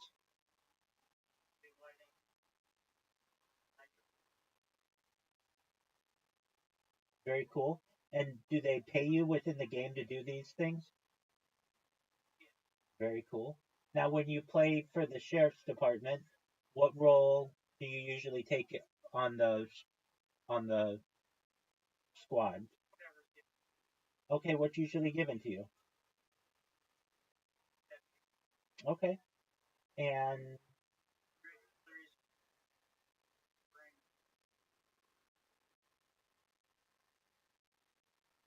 all right. And do you ever go on high speed chases after guys? No way. Do you ever get in hostage situations? Oh,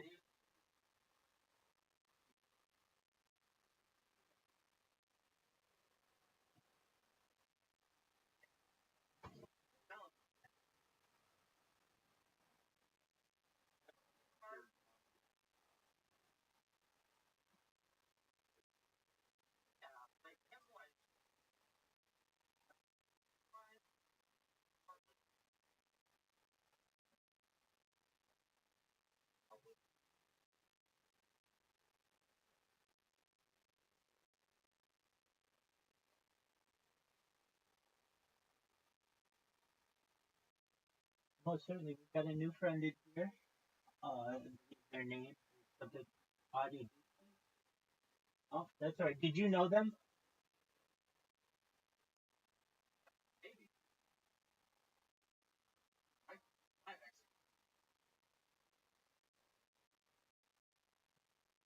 That's great. How many followers do you have? That's great, man. Yeah, absolutely. That's a really solid account. Okay, so we have um, Cheez It here, who is new to Grand Theft Auto. What other games do you like to play, Cheez It? Okay, so you like Minecraft. That's the one that's like Legos, right? Okay, what do you like to do in Minecraft? What do you like to build?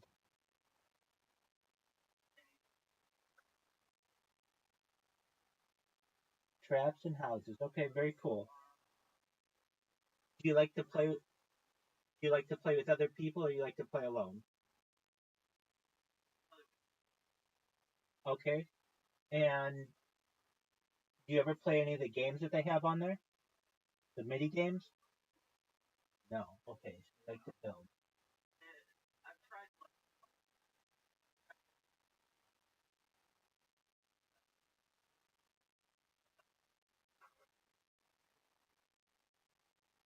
All right. Do you know what Black's Fruits is?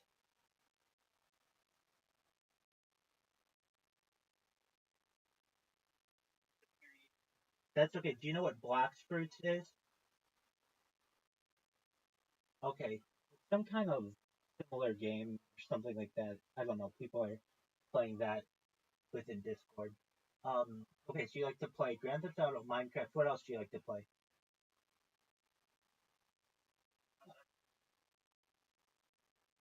Outside of that, you just like. Oh, okay. What kind of movies do you like? What's your favorite movie?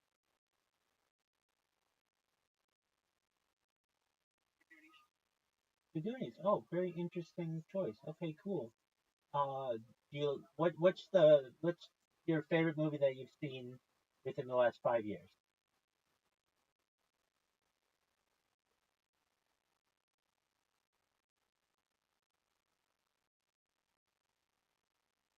Yeah.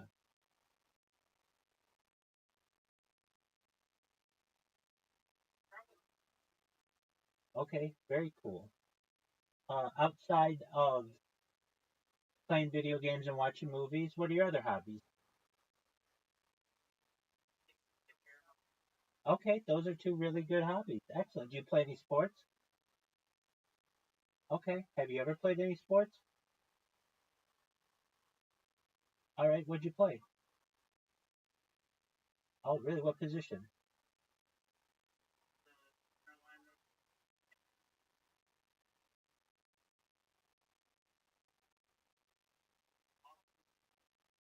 Okay, very well. What position aside from center on offensive line did you play? Okay, very well. That's a tough role. It's very underappreciated. Did you have the opportunity ever to start? oh yeah, Oh wow, that's impressive. Good on you, man. How about you? How about you, Devlin? Did you ever play any sports growing up? uh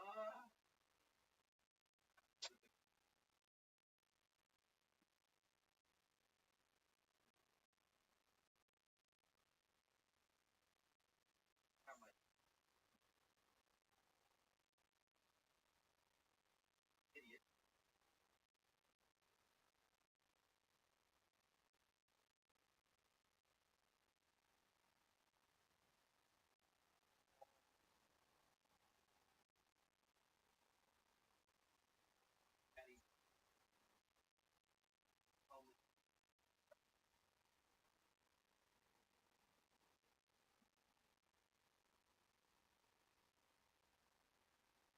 Water polo. That's a tough sport. Water.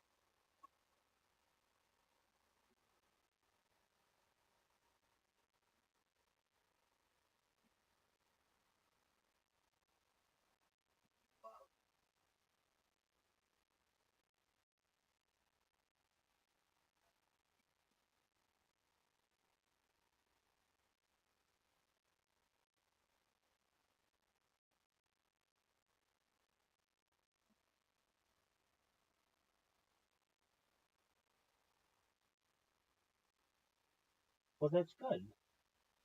That's good that you have that type of self reflection. And yeah, we all grow up and we all mature and we learn from our mistakes. That's part of life. That's great. If I may ask, Cheese It, what social media do you use aside from Discord?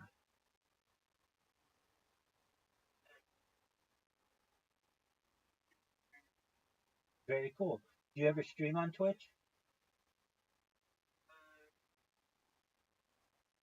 Not lately. Okay, but you have in the past? Very cool. How about you, Devlin? Do you ever stream? I tried.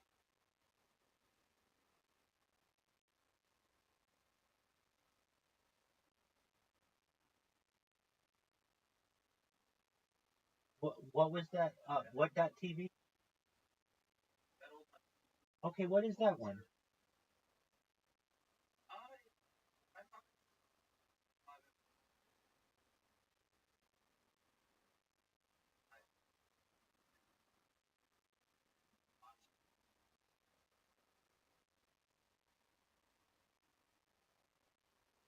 That that's super cool. That's super cool. Um, let's see here. I just want to check it out. Is it still a website?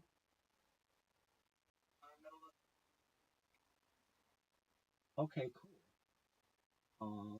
Let's see so you could actually see your character's view on Metal TV, like a body cam of an officer.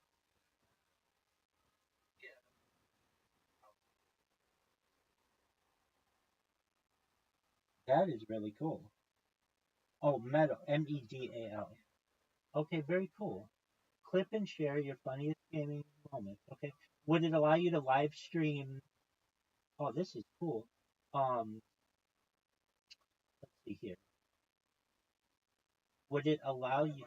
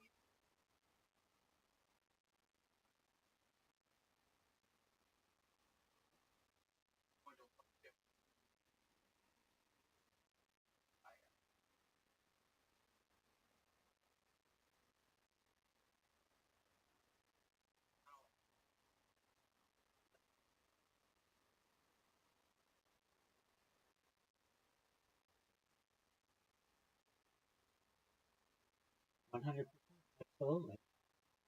Uh, so Metal.tv, that didn't happen to allow you to live stream, did it?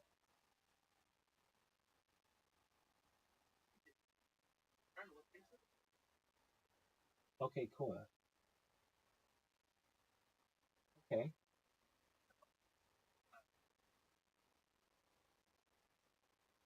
Yeah, that's what it seems like it is. Like you can record your stuff, clip and edit and stuff. As I look on it,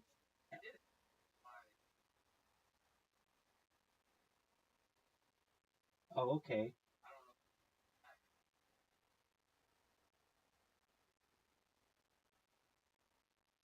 Yeah,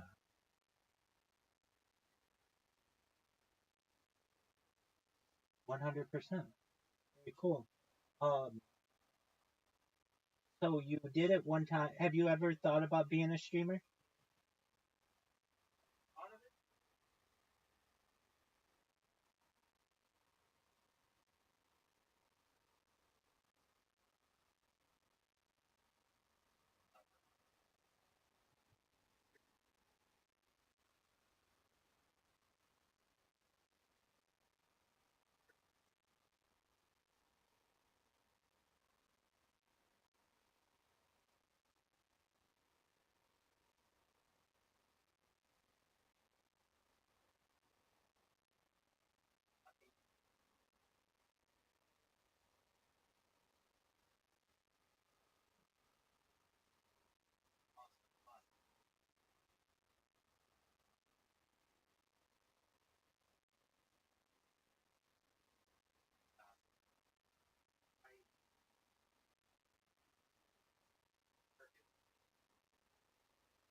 Bread and circuses,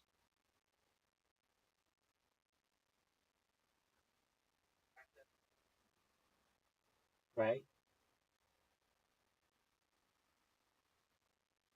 Well, it is unfortunate what happens. Um, well, if you ever want any assistance live streaming, I recommend multi-streaming so that you get the best of all the worlds. I use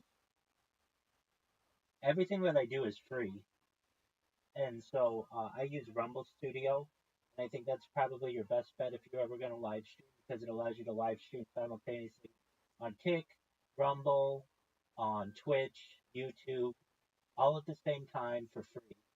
And the way that I kind of learned about the role playing on GTA is from TikTok.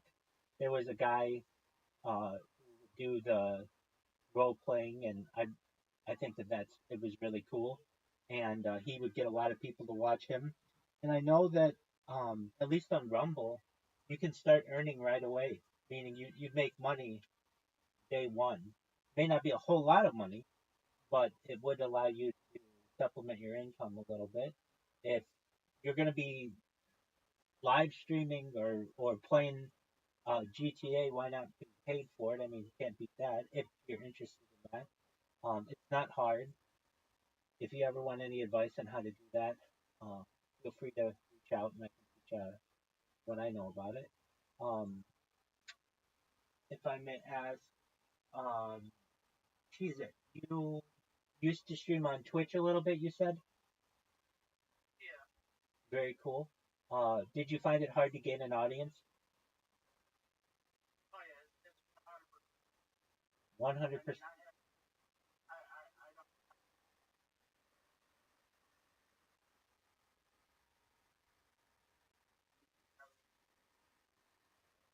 Well, that's 134 more than many people. I can tell you as someone who is live right now on Twitch, um, and I've been live on Twitch for like 3.5 years. It's not easy, especially if you're not, in the top 100 people, 100 streamers or whatever. It's hard to be found on that platform. So if you do stream, the multi-streaming is the way to go, in my opinion, because then you're on all of them simultaneously. You have a unified chat. And so if somebody types to you on YouTube, you can respond to them. Somebody types to you on Twitch, you can respond to them. On Rumble, you can respond to them. Kick, you can respond to them. But it's basically 4 times as much, um, as much um, publicity as you are going to get, a like promotion of yourself as you would normally get it, or way more than that. I mean, I'm live on like 33 different platforms right now. Ones that you've never heard of, but they're listed in below in the Discord. So if you're ever curious on what other platforms either I stream on or have any uh, basic, know that at least they're a platform on which you can stream. They're below. But there are a lot of them like in other countries that aren't big in the United States. Like Trovo is one of them. D Live's one of them.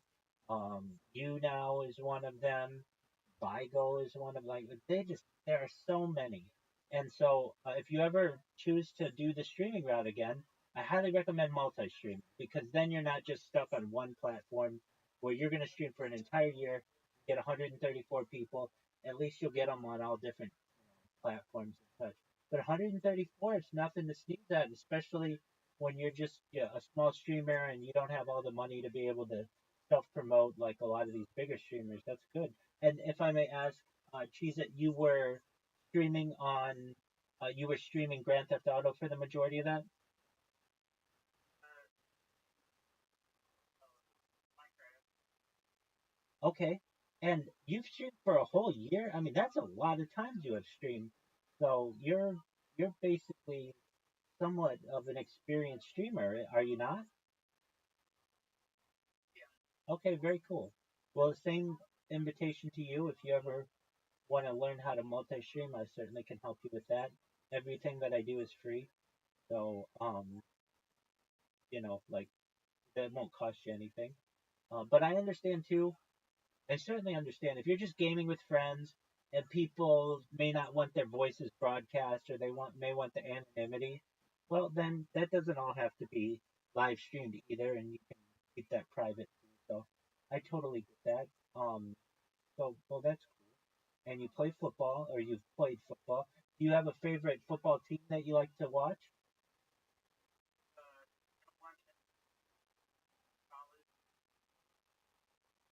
Well, then you guys are national champions this year. Congratulations. That's great. How about you, Z Devlin? Who's your team?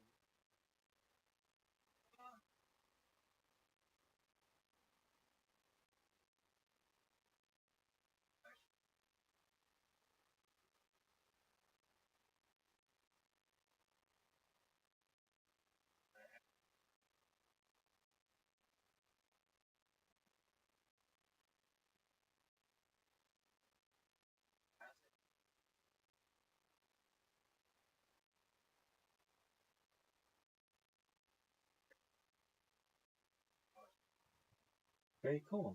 Very cool. Who do you think's going to win March Madness this year? Really don't.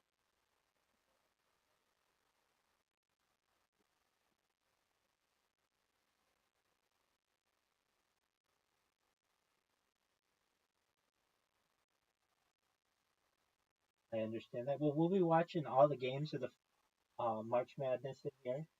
So, if you're interested, we do a bracket with some of the people in not just this community, but the cryptocurrency I'm in. You guys know what brackets are, right? It's like where you pick all 64 teams and who's going to win. Oh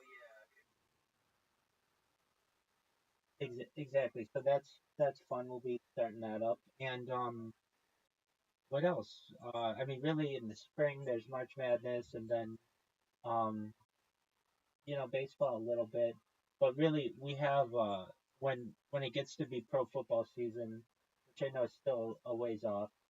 We in this community, this cryptocurrency I'm in, we do fantasy football, and so that just finished. It's a lot of fun, and I don't know about you guys. You guys ever play fantasy football?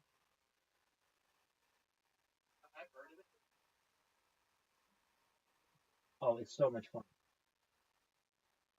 The reason why it's so much fun, normally, like, I'm an LA guy, and we didn't really have teams for a long time. They were in other cities, and even now with them being back, it's one of those things where nobody's a really big sports fan of pro football in Los Angeles. It's more of a Lakers area, and so I never really got into one single pro football team.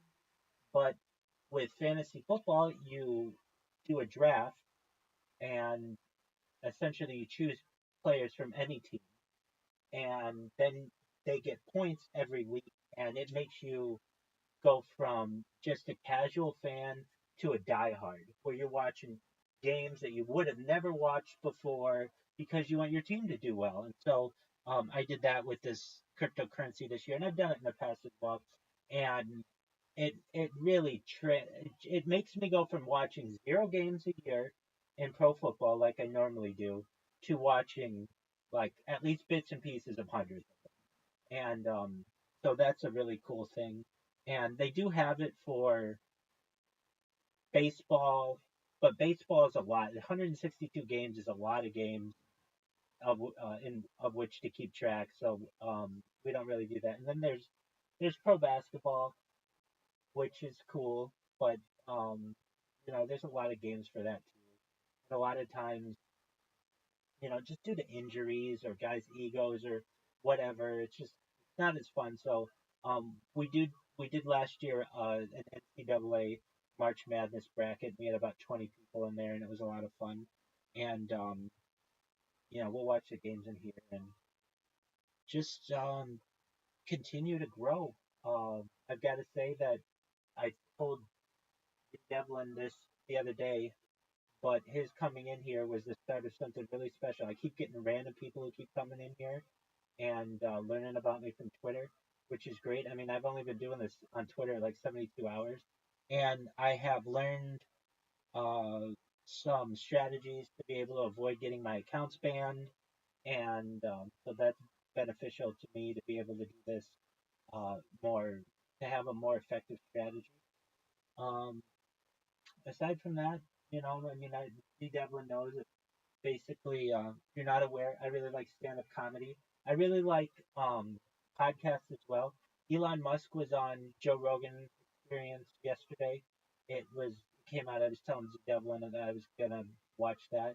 So we watched that yesterday. It was really interesting what he had to say about space and about the government and just about the historic times in which we're living. So I thought that was really cool. I really like I really like podcasts that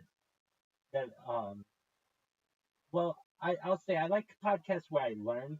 However, stand-up comedy I don't necessarily learn that much, but it's funny. So I do have a soft spot in my heart to laugh as well. But I really like the Joe Rogan Experience. I learned a lot from that. Lex Friedman, I learn a lot from that one. I like um I like just like history podcasts. I like ufology podcasts. Um, I like AI podcasts. All of those are, really interesting to me. I have been doing this thing where I just like my thing is I want to avoid copyright strikes because I'm streaming on so many different platforms. If I show copyrighted material, I can lose my account because of it. I've lost a lot of accounts because of just random copyright strikes that I get. Like I keep a radio on 24 hours a day on Los Angeles radio. And so just so that if anybody ever goes to one of my streams at any point of any day throughout my stream, let's say 3 years ago, they know what was going on in the world at that very moment. I think that's a really cool thing that I'm building like this huge timeline. And sometimes they play what's called bumper music on the radio. I don't know if you know what that is, but it's like maybe like a 15-second segment of just a song before they go to commercials.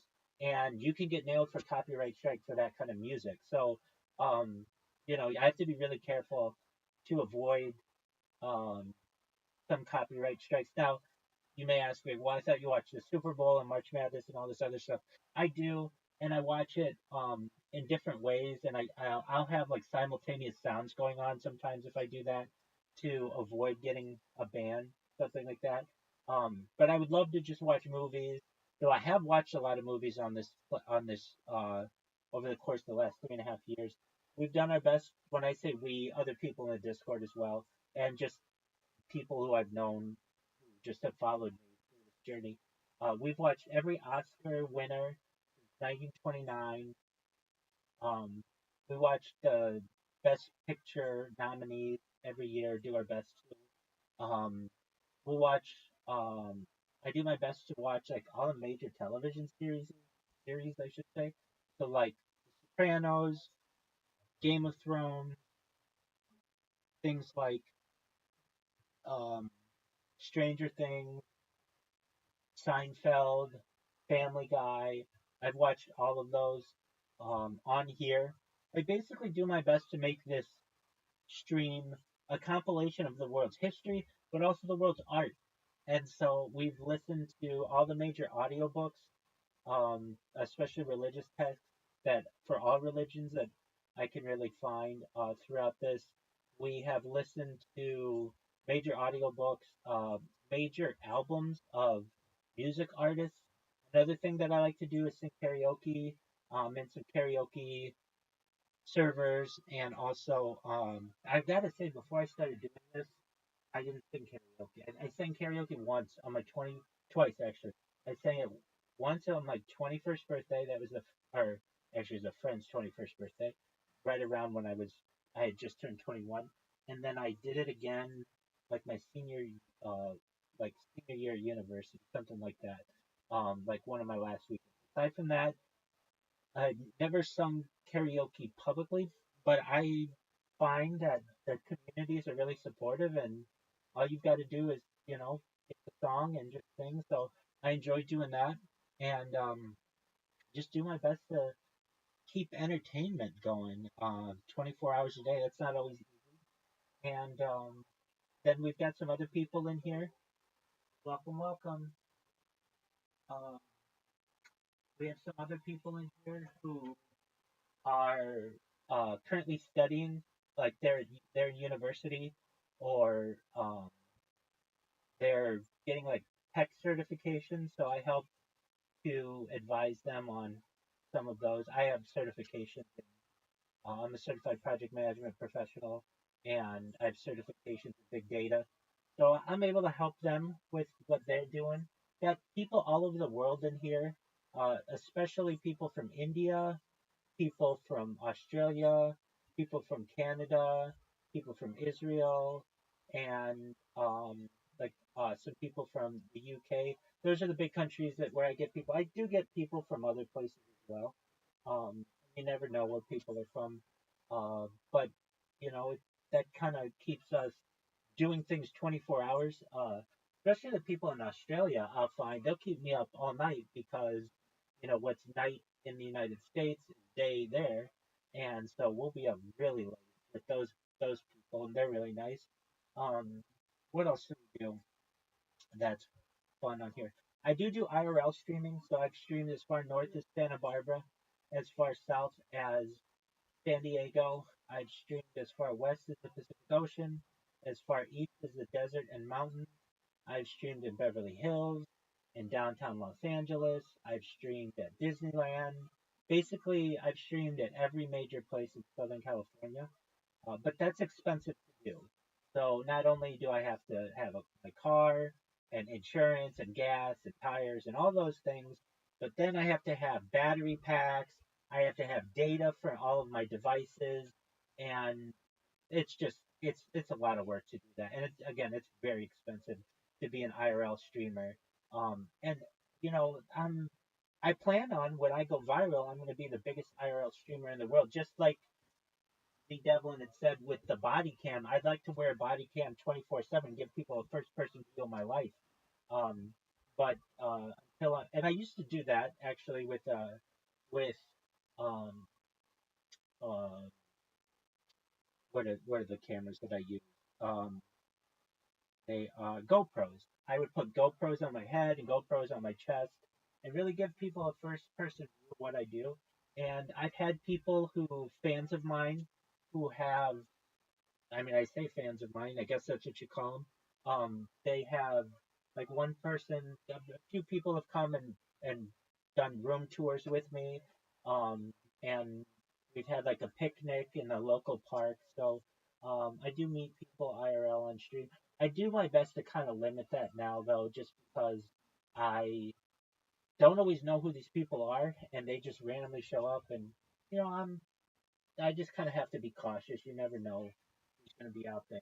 But I do enjoy meeting people on stream, and I have, I've been to the doctor on stream, or like the eye doctor on stream, the dentist on stream, um, of course the store and the mall and all kinds of stuff like that. So I do my best to give people a really um, well-rounded view of my life. And if you didn't know it, I have more data than any person ever. And I really think I could be wrong. I say this all the time, but within a month we could be viral. And the reason why I say that is all I have to do is keep these robots going on Twitter, and that's what got Z Devlin in here. It's gotten some other people in here, and we're just going to continue to grow. So I know I'm summarizing a lot here. If I may ask, Cheez It, do you have any questions for me? Okay, very well. Well, we're going to continue watching some stand-up comedy. Feel free to just chill here if you want. Um, you can stay here. Z Devlin knows you can stay here all day if you want. And if you have any, if you want to talk, we can talk too. But I want you to know that most of all, in addition to streaming my life and world peace and all the other things that I talk about, Cheese, you should know that I'm here to support you in anything that you do. I want to see you grow as a person. I want you to continue to mature as a person and accomplish your goals. And if you ever need a positive person in your life, I'm here for you. I'm here to be optimistic. I'm here to give you hope. So just know that you've got a new friend in me. In fact, let me send you a friend request in Discord so we're connected there. And if you ever need anything from me and I can help you, I'm certainly here to provide you with any support that I can. And additionally, um, my community's here to help you. So maybe there's something in which I'm not an expert, perhaps, who knows, but there's someone who is an expert in here. We'll get you connected to anybody that you need. Just know that I appreciate you being here. And again, if you need anything from me, I'm here to help you. Sound good? Excellent. All right, with that, here is Kill Tony. If you don't know what Kill Tony is, uh, you will. It's becoming very, very popular. It is it's the world's largest live podcast. Now, the ones that we're watching, since I'm doing a marathon of them, these aren't live, but they were taped live. They were taped in front of a live audience, and basically, it's people who are amateur comedians who come up and they have 1 minute to make a panel laugh. And then the panel gives them constructive criticism. And while I don't always agree with the jokes that they say, and sometimes the jokes are not always that appropriate or professional, I know that humor changes over the course of years and such. It's really interesting to see basically people overcome their fears and, to go up and do public speaking and to try to tell jokes. And um, so there are 700 episodes thus far, or 706 or something like that. And each week it airs from Joe Rogan's Comedy Mothership in Austin, Texas. And it has become very, very popular. And it's really interesting to see when they first started this podcast, they weren't making any money on this. They were broke. And now they're all millionaires. And so we're kind of watching that journey. They've been doing it now for like 11 years straight, every single Monday. And it's becoming more and more popular with with each, um, with each week. So Monday night, we'll watch it. It airs usually about 6 p.m. Pacific. And I just keep these things going. Oh, one of the reasons why I watch this though, as opposed to watching Netflix or Hulu or something, is I'll get that copyright strike when I start watching that kind of stuff. But these don't have copyright strikes. They're at this point they're not copyrighted. They're considered copyrighted. So I just let them go, and the other thing that I like about it, if you don't like somebody's jokes, well, okay, wait 2 minutes and somebody else will be up there and they'll give you a minute of comedy. If you don't like that person's jokes, wait another 2 minutes and they'll have somebody else up there. So it's pretty quick and you'll figure out what they do. And if at any time you want to watch something else, you let me know. So with that, here's Kill Tony, and I'm going to adjust the camera, that alternative camera there, to make it easier on you guys. I should have told you, if you're ever like, Rabbi, I hear you twice. It's because I have two cameras in the same room and two microphones in the same room. So if you ever want, you can mute the one that has the podcast on it if you just want to hear me without an echo. But if you want to hear the podcast better, make sure to unmute it. And with that, just a moment, I will. Oh, okay. Kevin, thank you so much. How's your day?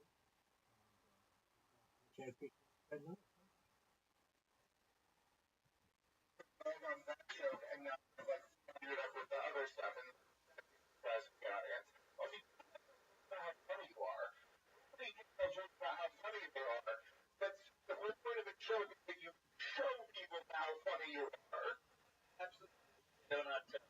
I was just trying to like say that, like kind of like the defense mechanism was that's a part of my real life was whenever I was bullied, I would kind of use my sense of humor as a way of my defense. You're showing me that. Yeah. Here I am, a gigantic man being bullied. You show me.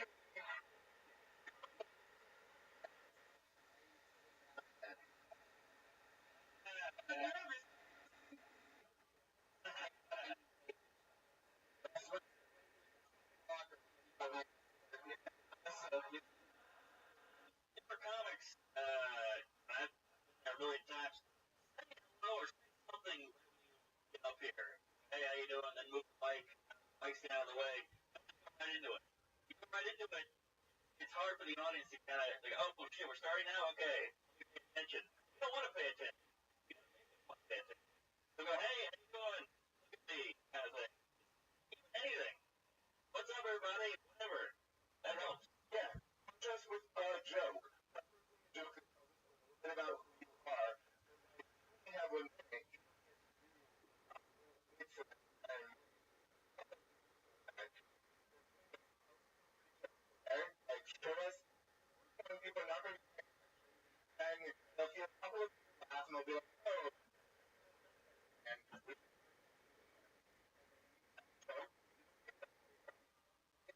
give us an example of a time in which you were well, I mean, it was without sitting down. Motherfucker, you will sit down and you will answer. You have issues of some sort. A lot, but I'm having asked. I don't think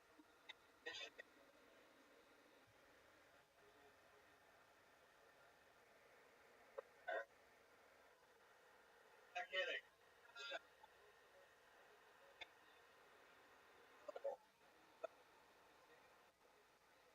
his name and trying to put it out there.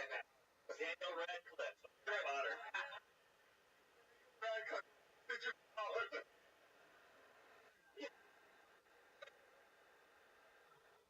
Now that I kind of think about it, this is very actually good. This is not funny at all. Hey, it's not funny. I got reviewed on my to my friend's house. And I website my dog, big dogs, like green strips and turtles.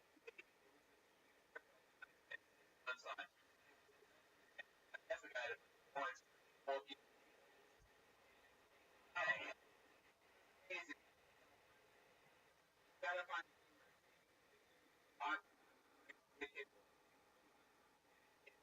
nothing.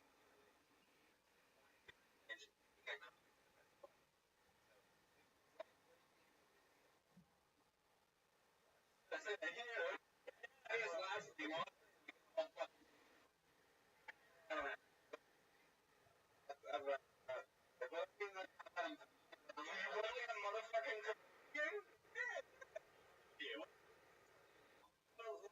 I'll give you any questions that I've asked. Any one of the what did he do with Mike?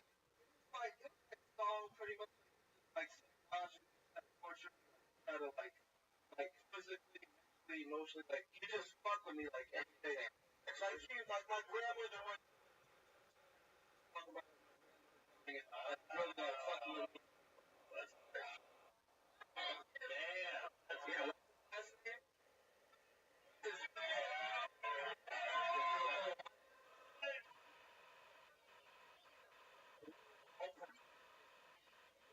Grandma.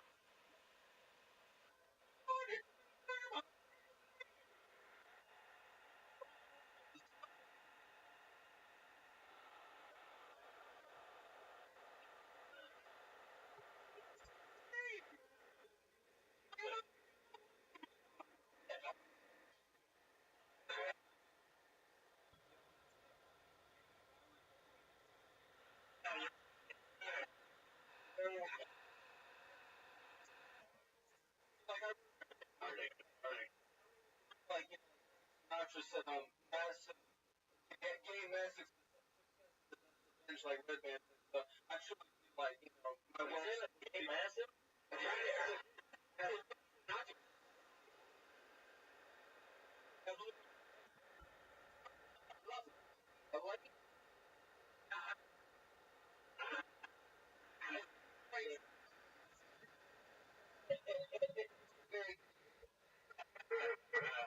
I love your style. Like, I don't think like, what is it?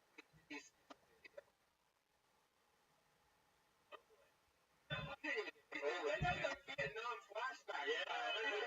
You look at you saw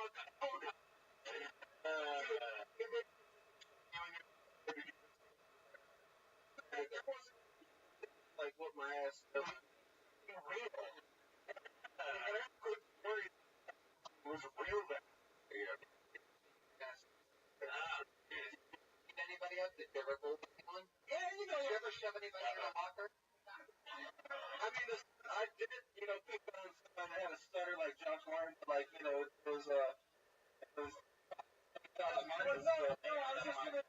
What's up? How are you, Bitcoin MLK? Hope you're living a wonderful day.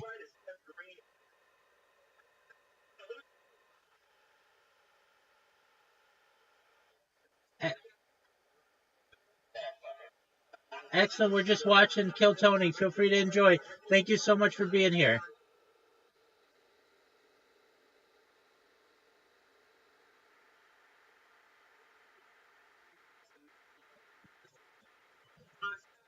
Bitcoin MLK, I can't hear you right now. Apologies. It's loud. I'm glad you're here though. You're doing exactly right.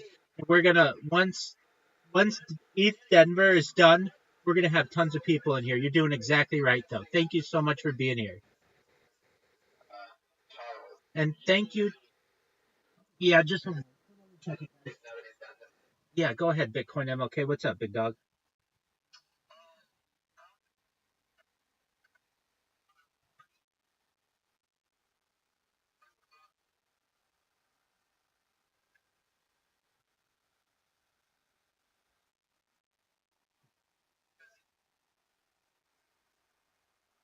No, it ends every 24 hours. So every 24 hours, I have to start a new one because that's the longest amount of a Twitter space that Twitter will allow you to have is 24 hours on an iOS device.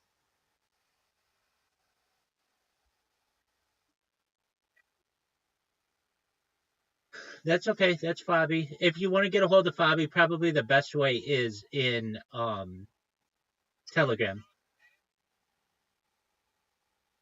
Yeah, that's Fabi. You know Fabi in the Telegram. Yeah, Fabi.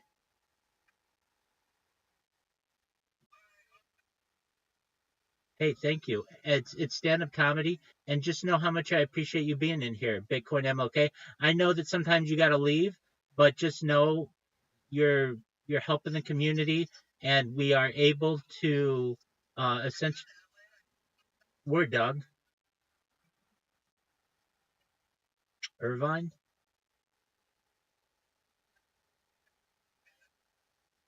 Yeah, but that's like 40. No, that's like 50 miles north. Nope. Thankfully,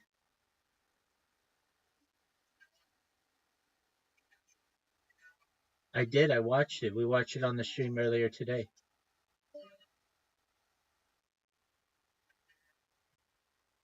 Sure. Without getting too political, I want world peace. So I would really like to see them come to amicable conclusions, and I would have liked to see them not have had such a dis- disagreement. Yeah, I'm in agreement with you on that. It's not the way that I would have wanted that meeting to go. Well, it's one of those things. I mean, I can't control what they do.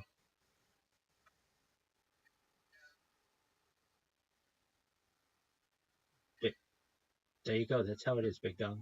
Hey, welcome. Welcome. How are you, big dog? All right, there you go. We're watching Kill Tony. Feel free to enjoy, my friend. We're glad that you're here. How you living, pimp?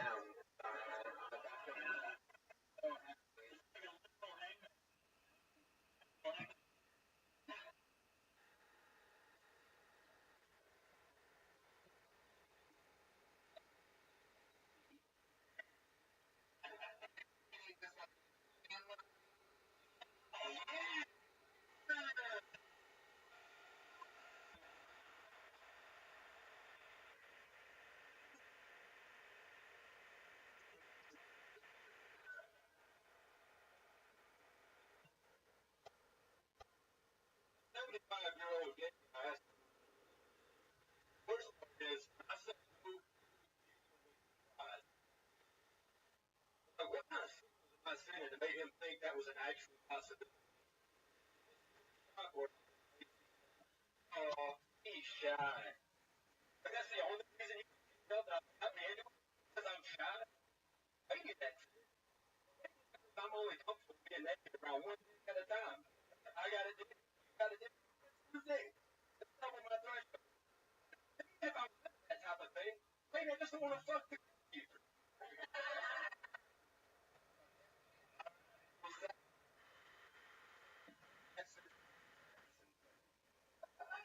First off, put the mic behind you, as Guy says. But you didn't say hello. Say hello. Hey, what? Thank you. Thank you. I need a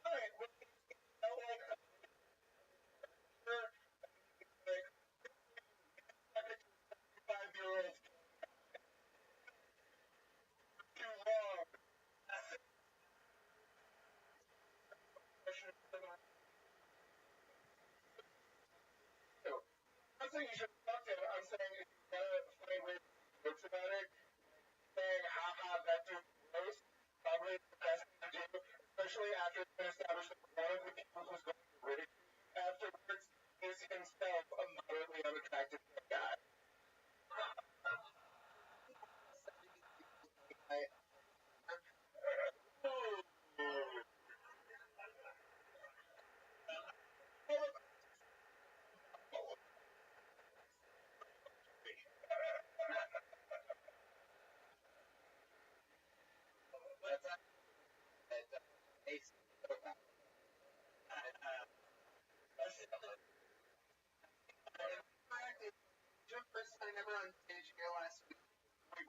Wow, this is another again great stage presence. Yeah, it was solid. Look, technically everything you did was fine. Wait.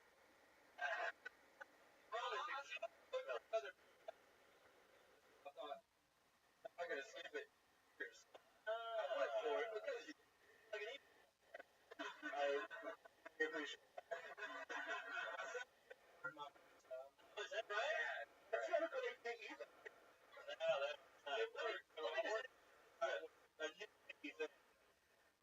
Keys on your belt. Get the keys out of there, man. Very close. Close to your pocket.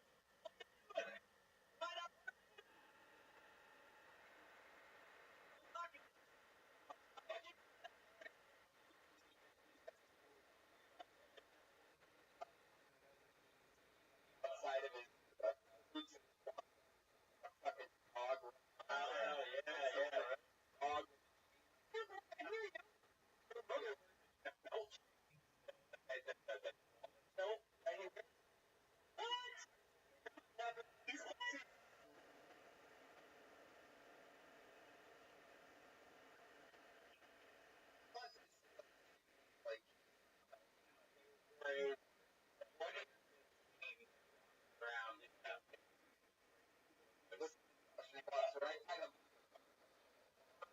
He has all these keys, but he doesn't need them.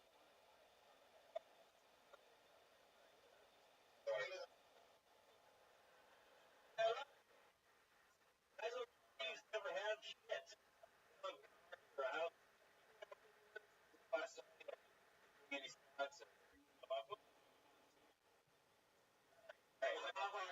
Sorry for Cafe.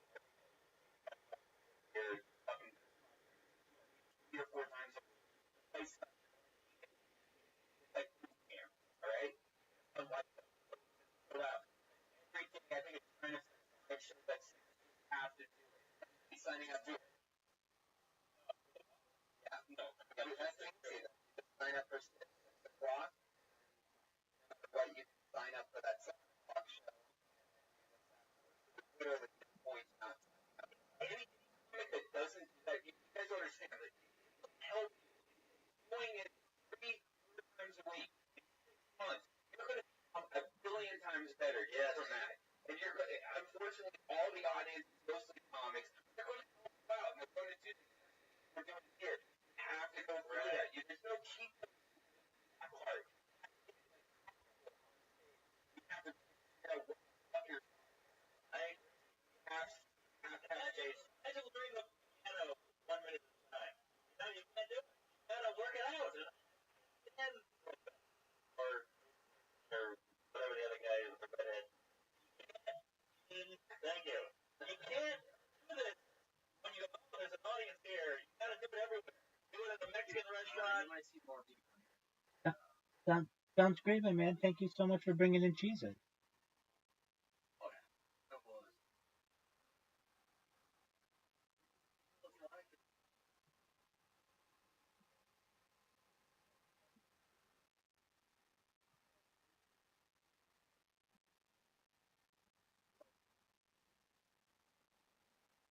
Absolutely, I'll give it to him 100%.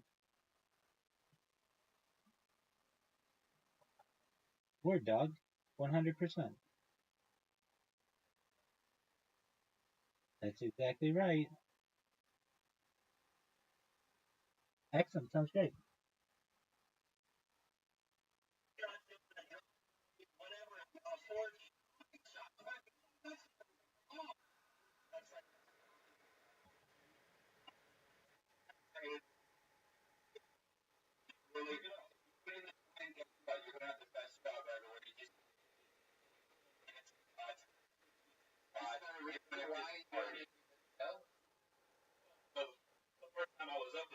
ever put my name in a bucket. I got to do it. Right. So comfortable on stage, though. Some people have that. It's weird. Yeah. It's they also have confidence that going to gay guys.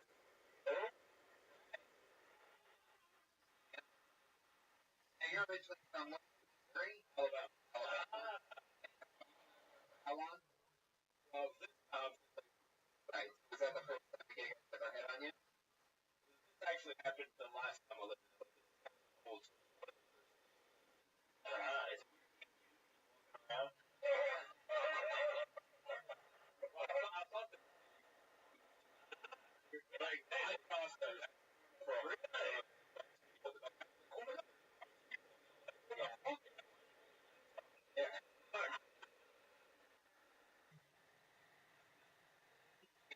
What else? What else? Alabama. Anything else? Gay guys hitting on you? pretty much everything. I'm down of like 3,500. 3,500. Open Mockingbird.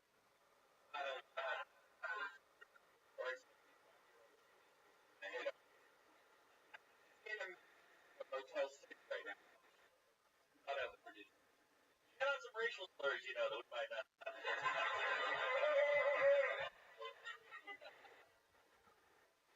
Thank you. That's a fun thing. Am I right? They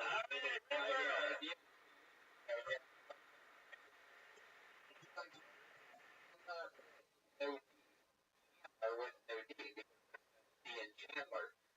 Chandler, Chandler and B is Twitter handle. That's all one word. How many times has that gone raper? He goes, yeah, I know, but it's rapist. Those are the bad one. How many times have you made that correction then?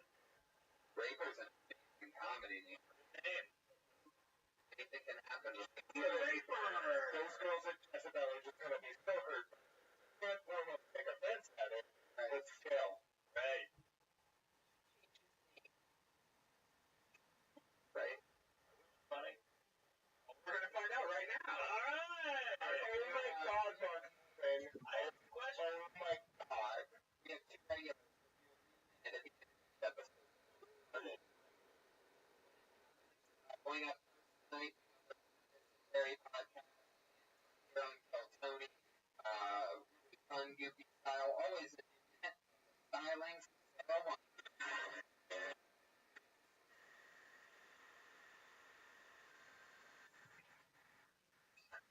Hi everyone.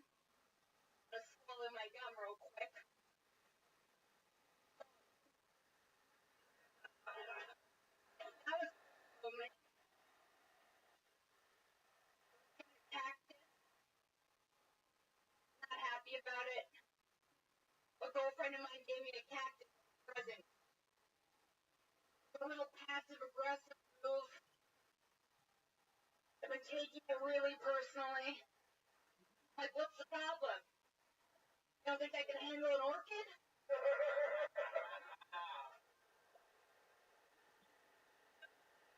Serious. Why the fuck would I want a cactus? Because I got sunburn and I need to get some aloe vera out? Cactus?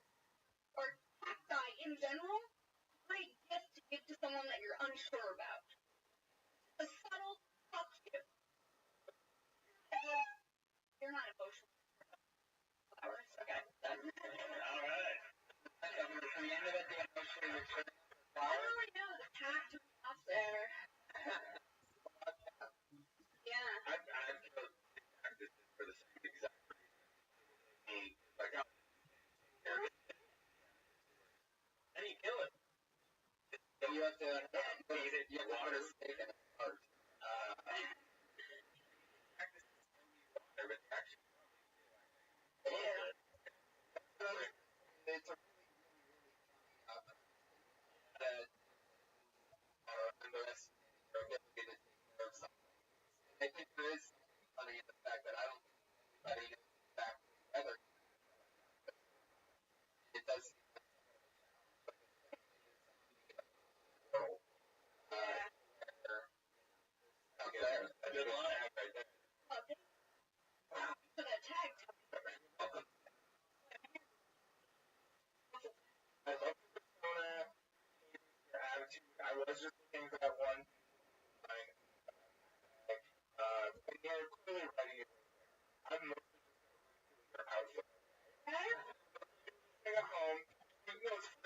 I'm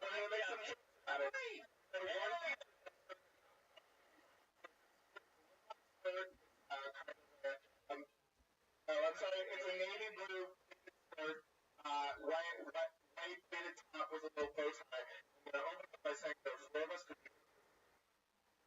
It looks like she is a host at a steakhouse. Or sitting there, it looks like what percentage of your does buys in garage sales?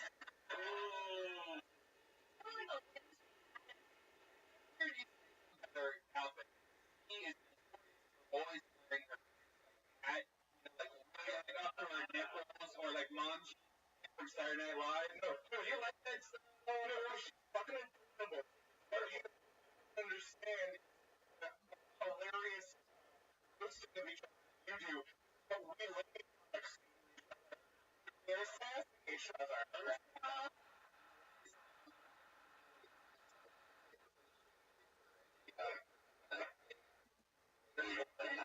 Thank you. But I agree. I think the waist needs to be reevaluated. People's waistline needs to be evaluated. The belt goes down like 2 inches from your dick, right? Or supposed to watch Project Runway. Now back to Cartel. I don't have a dick. She used to. The ghost dick. But not the track. Way off the track. Let's get back there. There was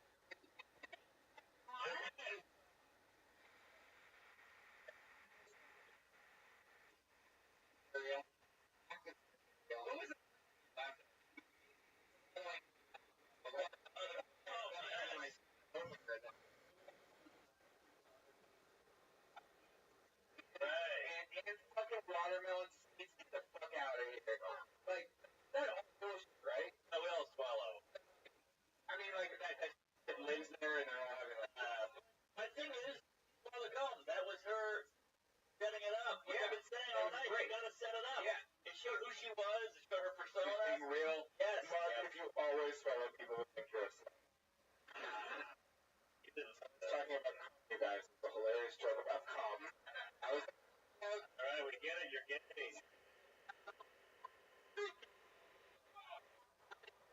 now, our other regular, she dropped out of college at Florida. And then every day in Tony ever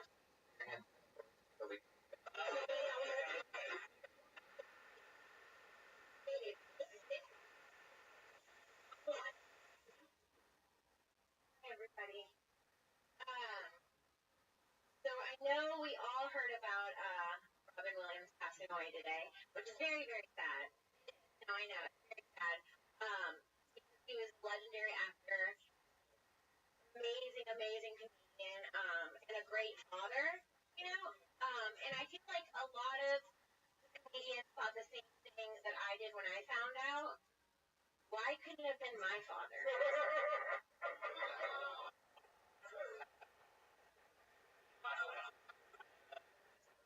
I think that the passing of Robin Williams has really proven we don't give a fuck about Gaza.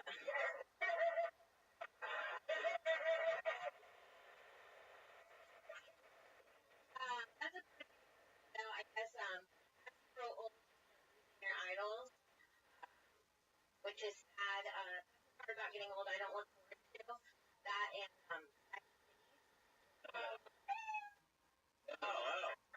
3 big answers.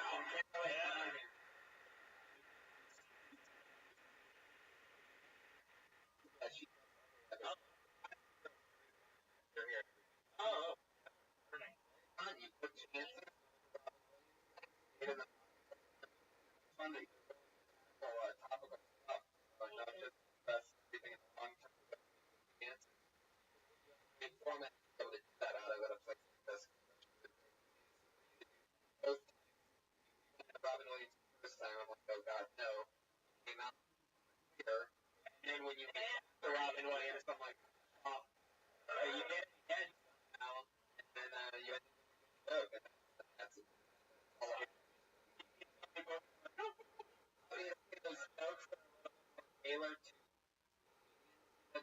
least that's totally fine that you're like that and look at yourself. Really well. But also, she's good at herself, which didn't make it. I was we were going to like, honor him, and in some sort of like exciting kind of way. I think you own the way. Worked with the energy of the gas. That was beautiful. You should get it. But you didn't let it go yet. But also, she energy to it. She's got to be responsive. She has to be Sure. It's the Gaza joke. Which is so true. Double pop. Yeah. Well done. Well done.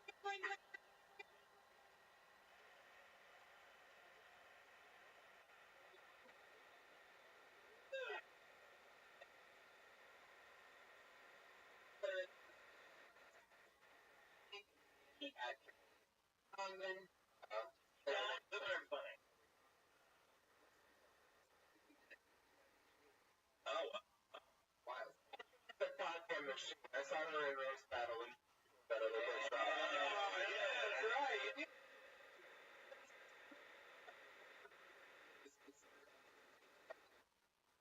Reality of the field of roast battlers, which is a great crown to have. Kind of is not like black, right? Double inside information for you listeners that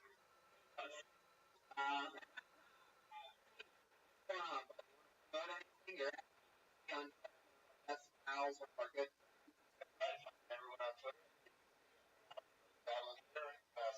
Second. Yep. You want to come watch that? There you go. I'll be on top of the tree in about 2 hours. Speaking of Josh Martin is a producer and a great helper of the show. Our sediment friend over there. Yeah, Josh. Say hi to the crowd. Good job, Josh. Hi. All right. He's on.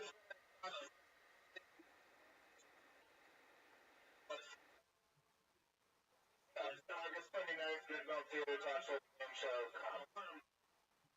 I guess yes. Okay. Everyone in the city has a podcast. You see one of them. I'll see what I can do. All right. That's a very funny podcast. Tell me about it.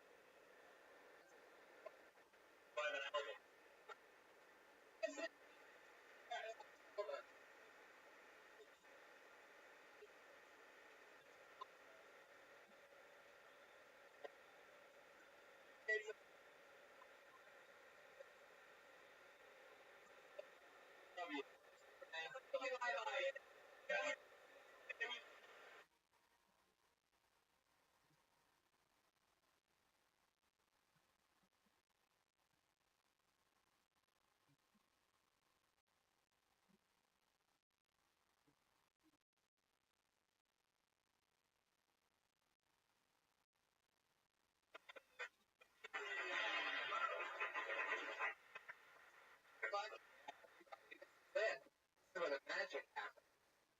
Hi everyone, how you doing? Happy Monday. Okay. Alright, fuck yeah. Audience. Reaction of laugh track or that's as real as it gets. I'm excited that everybody's here.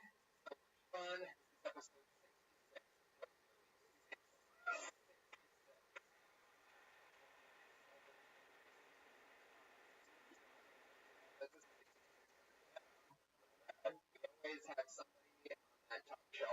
a number of whatever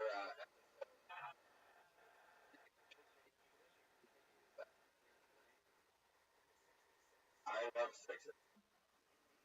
everybody does. Everybody's a six. 7, it starts to get a little bit. Guys, so excited about tonight's episode. Together for our real sponsor, Chef Elise Lane. Everybody sitting right over there. Yeah. Holy shit. It is the best. She'll be on Dining with Doug and Karen August 26th. On Instagram and Facebook, she's at the Norwood. She makes us gourmet meals every evening. Best. It was. Everybody's saying that today was the best. She made me a special salad that I haven't gotten to eat yet. However, she made everybody else steak and blue cheese. Blue balsamic marinated steak, gorgonzola blue cheese, crushed tomato passe. Am I saying that right? Concasse. Alright, I'm gonna take it from the top. Steak and blue cheese, balsamic marinated steak, gorgonzola blue cheese, crushed tomato passe. Did I say it wrong again? How do you say it? Concasse. Alright, I'm not gonna take it from the middle. Concasse sauce with spinach and olive oil salad and pure basil. Did I say that right? Boom. It was delicious. It's my favorite thing. There's something about balsamic shit mixed with steak and blue cheese, like that combo. Just drives me crazy. I had Italian for lunch today, and I forgot how good Italian bread with olive oil and balsamic is, just straight up. It's the classic combination that people have been eating for centuries, right? And that's one of the perfect ones. Bread with balsamic and olive oil. Look out. I tip. On dressing, just use balsamic vinegar, 0 calories vinegar. I put that shit on everything. Chicken, lettuce, whatever. You know what's crazy is that don't think about it, and you don't realize that I'm just sitting on a podcast and we're starting our work day and everything. Starving before blue pizza. Like, you imagine having like a party though and having that catered stuff, that's perfect. So if you need a catered, Yeah, if you get any catering, you're at a Riesling. and by the way, to announce this Wednesday, our first time doing this, guys. We're having our first guest spot secret show, live comedy show from the main room, 8 o'clock. We got Bill Burr, Leah, Steve Ramsey, Harry Phillips, Elijah West, Tony. Yes, the match here the weekend. This weekend, find out what's going on. Figure it out. We got some amazing matches. This Wednesday, $10, 8 o'clock. 8 p.m. Super show. Also, happy to announce Phoenix. Oh yeah, Arizona. fuck yeah, that's another one. We're gonna be in Phoenix, Arizona, October 23rd. That's Stand Up Live. We're returning there. Me and Tony doing some sets there. That's It's gonna gonna be be so much fun. We did that last year, and we've got a huge turnout. It's a gigantic comedy club, so please come out. We have to try to fill it. Yeah. It's like 500 or 600 seats. Yeah. And it's attached to something that's kind of like a bar down the street. So if you know anybody who lives in Phoenix, that wants to attend Phoenix, or if you have any cousins or dealer, whatever goes on in Phoenix, please invite them out to that show. That's October 23rd. Don't forget, we also have October 16th, T-Bone, Columbus, Ohio. A huge best for concept. Oh, that's crazy. One that squad tour starts all of October. Guys, are you ready for Bill Tony 60 Strikes? Let's get this shit rolling.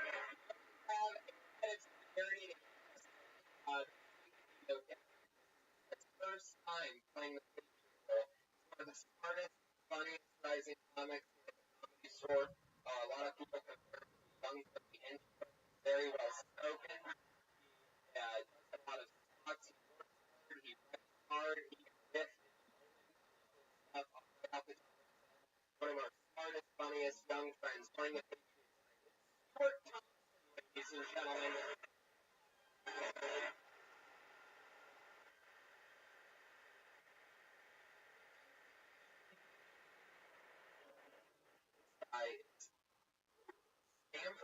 right? Probably, probably our Patriot with the best resume ever.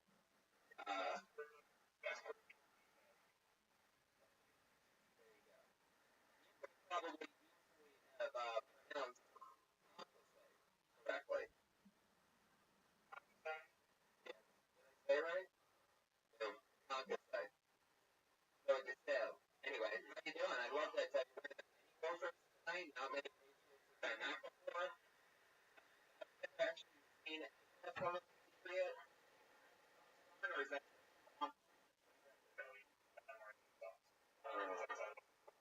wow. Fuck yeah. That's how those are you would know. They teach you that at Berkeley, right? Yeah,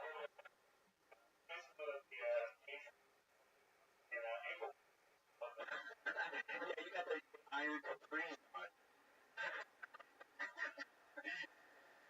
Oh my god, it is iron capris. So funny. Oh, look at you. Oh, that's I like that. That's like an ankle brace. Well, that you're here, you're going to keep us safe. A lot of fun stuff is about to happen. I'm going to bring up tonight's guest. This is very special for me because two funniest friends. One, the Persian Elvis, the master of disaster. You know him for so many great things. And also, our neighbors, one of the funniest regulars here at the Comedy Store. Guru. Just always hilarious. We started together. So put your hands together for him, everybody. It's Monster Money and Jamar Neighbors.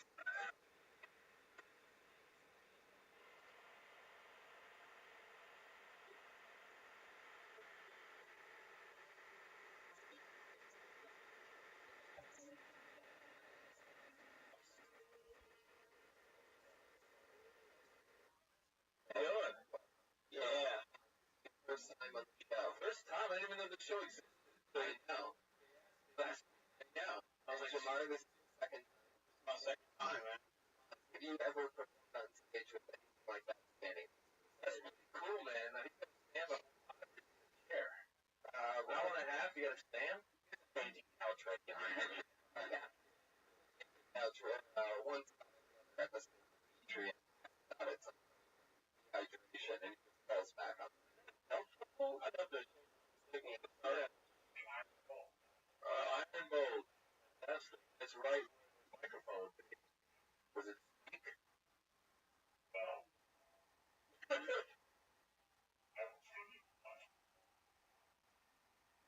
that was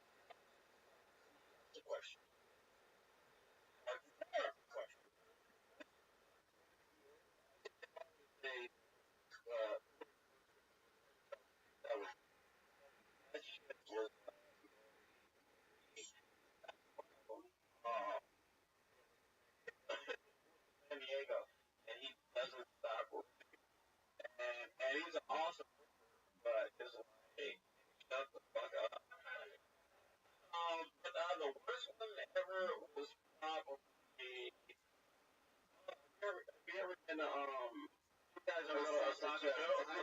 Osaka Joe. Osaka somehow knew for one.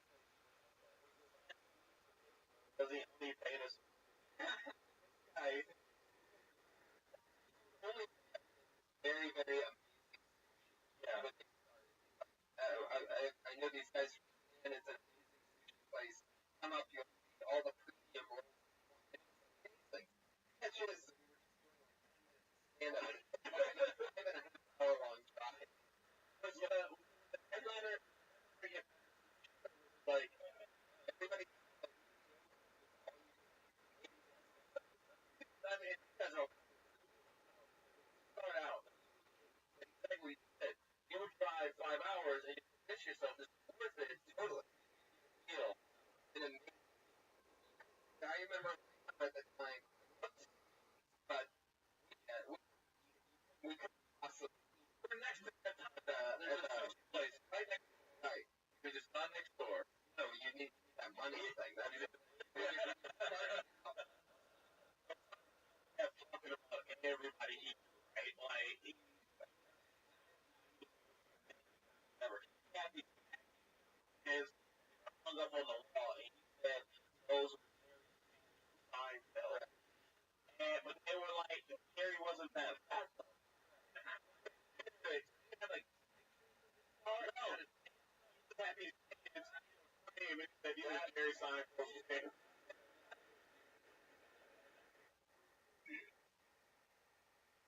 I didn't fuck. I was just like, shut up. Like,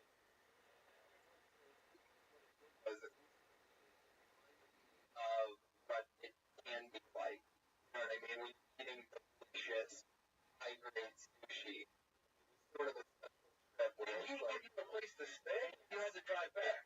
Yeah, yeah, but it's a great host. It's actually a big hotel. I wasn't in that hotel, it was like a closet.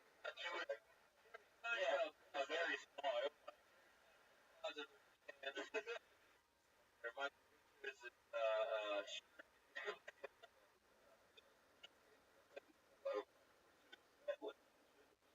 alright, so how about you? There's a lot. Here's one that I want to know. Other side of the world, something happens.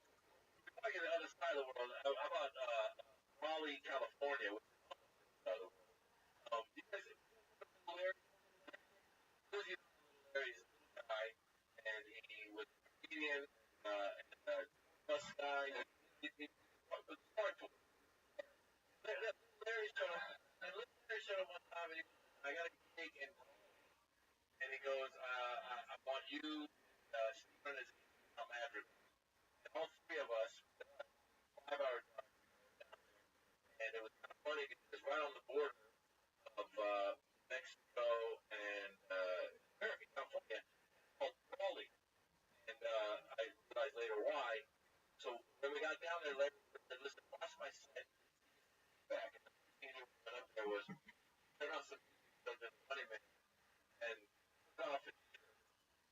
And just in like a jersey. Set. And part is you start writing jokes. You can't just funny man. And then the irony of it was Larry was like a bunch of that same year. Me, Steve, and Al, we each got a TV show like that. So I ended up on a show that year. Like he was like our lucky charm. Right. Thing, Raleigh. So here I am, headlining the show, doing my show. A lot of Latinos in the audience. I'm doing my thing. I got like 30, 40 minutes. Halfway through my set, like the audience stands up and runs out. And I was like, oh shit, the Raleigh showed up. I honestly thought, that's what I thought. I said, you guys were all illegal. Like, nobody said anything. They all just looked at each other and kind of ran out. And I was like, oh my god. I was like, we're on the border. There's a raid going on. I've never had this in my entire life. And I'm like, do I keep going? Do I do crowd work? You know what I'm saying? You know what I'm a coyote. Oh shit. So, turned out, Raleigh, I realized now this is, the promoter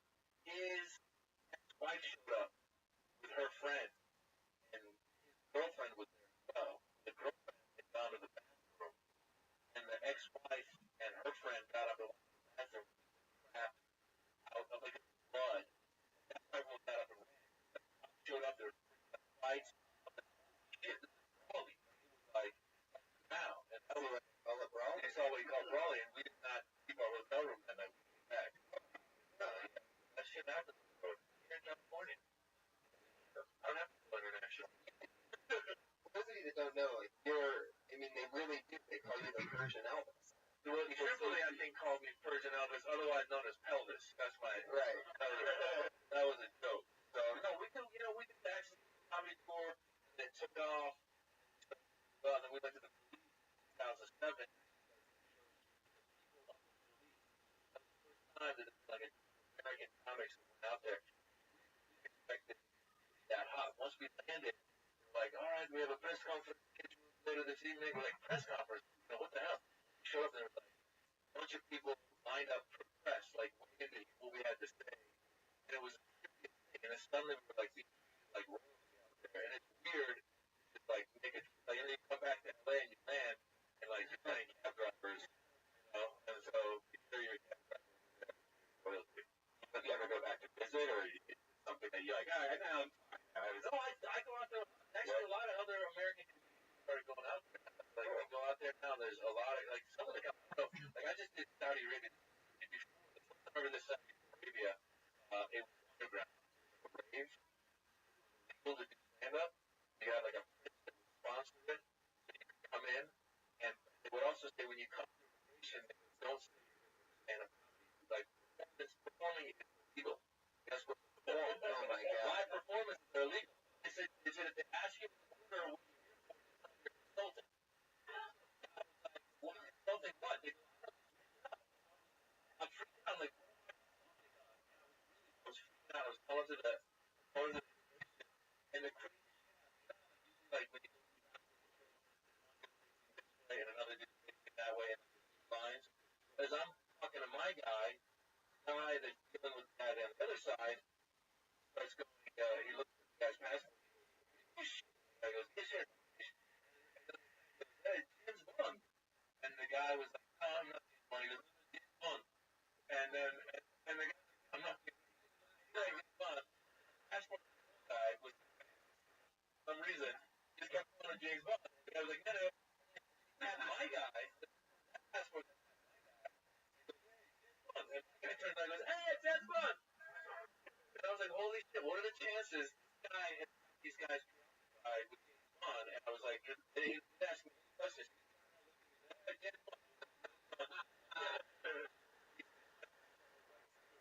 And that was like the first time I performed. It was the underground show. So it was big audience. The time I went, now they're doing public shows. Like other perform. This side of the room, the right side are families and women and kids. The left side, adult dudes. Just divided by that. In the world. Not allowed to talk about like no, and everyone knows about ghosts. That's about ghosts. Yeah. Nothing like oh, no, it's funny you say that because like, I was in politics. Yeah, exactly. And you're like, hello, good night. No, but actually, it's interesting. They said they brought a in there. It's a I was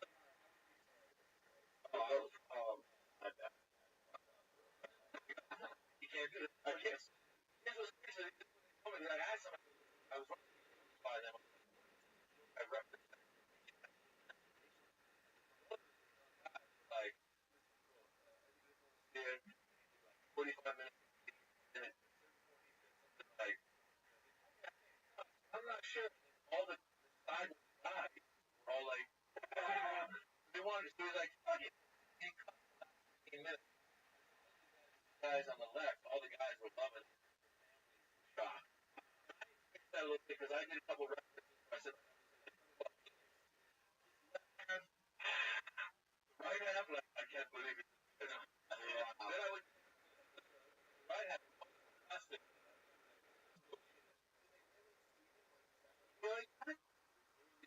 Separately. It's performing stronger. Part of it's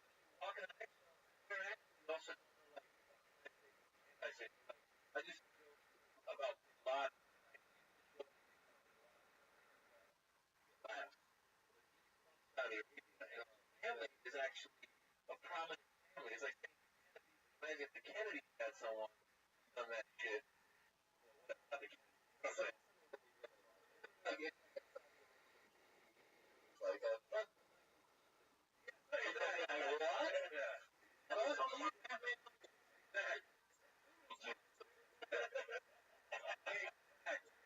And that's what, as I would go into the show, I was like, I don't know if I can about him.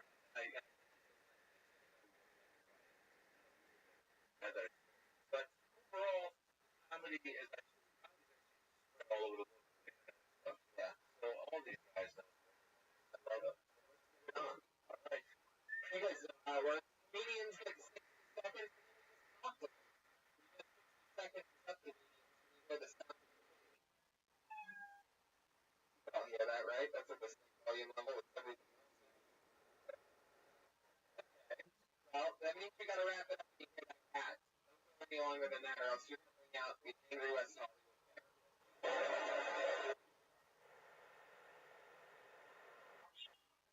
Extra angry tonight. A bird just made out of its beak.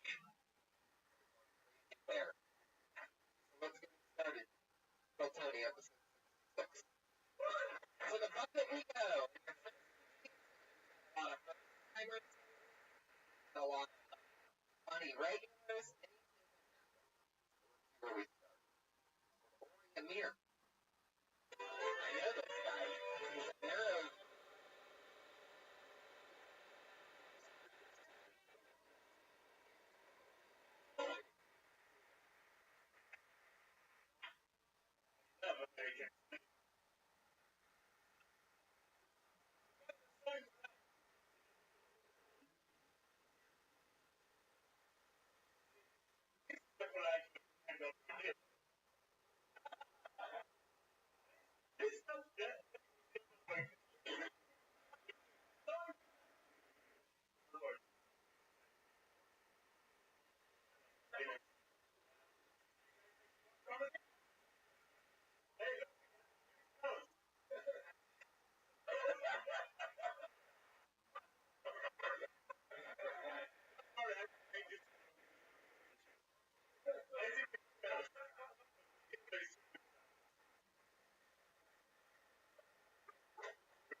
Folks, the size of the dildo is how probably it is.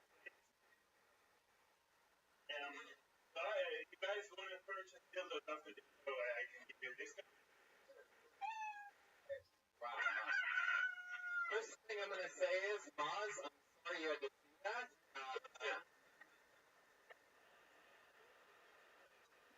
Sorry, dildo falling for one. I apologize for you. Sorry, you're the guy that's out of get that. Oh, you're talking about smart stuff. Decided to go with a bag of dildos, huh? Figure, on a tough car. Is that your real accent? Where are you from? Israel, fantastic. Anytime someone with an accent comes up here, comes up with a bag, you don't know what the fuck's in it, and he goes in it, goes slow, and he takes it out. I'm like, okay, and you win. That's not man, shit. You gotta dildo up here. Jail. Go back. And then when he took off his dildo, I kind of wish it was a gun.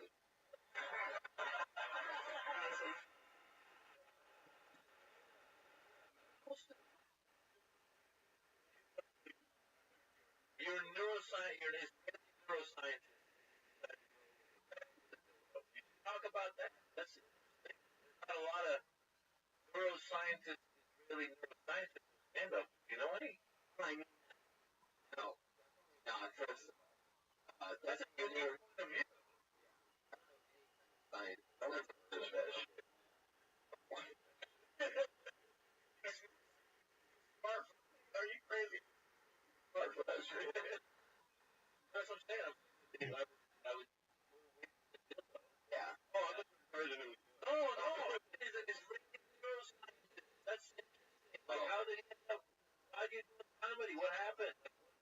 What's going on? Your parents made you do that? The neuroscientist? You always had to tell jokes? Both. All right. Did you have time to do both? Yeah. All right, good for you. But there's something there, no? Yeah. I'm explaining to like what's the work that you did today? I mean, I'm finishing the experiment where I scan comedians' minds and they when it comes to funny ideas when they decide just finish collecting the data. Did you find out anything exciting? A bunch of stuff, yeah. Like, I guess the simplest conclusion is that they say if you have fun, you're really it actually dig into the brain. Actually, where activation pleasure region before you come up with funnier jokes. Gotcha. There you go. You've been like putting things on comedians' heads and analyzing. They come up with funny stuff. Cool. I mean, open established. I had some established, I have about 10 established. You put like those things on their heads in a room, or is it during the show? How do you get that? It's an MRI, so like the thing you see in the movie, like where they go inside And they go in there and tell jokes. Yeah, you lay there or you come in with a bag of dildos and when they came up with the dildos, they started laughing. Now, did you buy that dildo just for that joke, or was that like a free buy? it was Whoa! By that accent, I'm guessing a black latex suit all together. Sounds like he wears a really closet. I don't know what you're talking about. When you guys are younger, did you guys have like dildo? You like Hunger. How about last week? hey, like, I always thought you had to watch girls. But I don't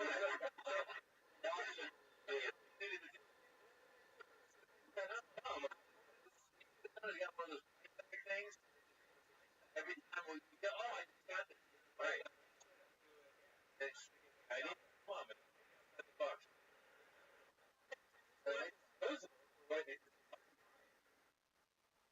Where were you doing when you saw the dildo in the bag thing and you're like, that's what I'm gonna go with? That's done something? Were you dehydrated? What's going on?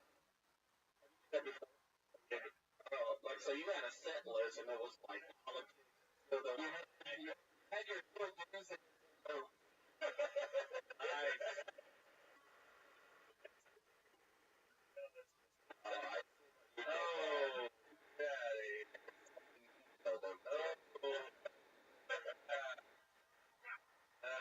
nice. Another one. Ideas? He's saying that he did the research and discovered that the best material comes when the comedian is having fun. So is that what was the dildo thing? Were you like in a situation? Were you enjoying the dildo? Maybe your girl, I don't know, something was saying, when I get into somebody with you, and they're like, comedy, it's good dildo. I had a situation where people were having What is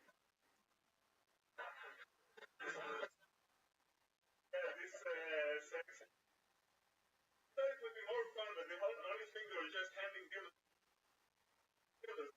it's like a human centipede This or dildos? guy's a scientist. He studies sex and comedy. What kind of bullshit is that? What were you planning in the sex class? Dildo. Train. Go ahead. And as they were passing dildos around, took it in your pocket and the rough that shit. That's what's up, man. Did you get a scholarship or your parents paying for this shit?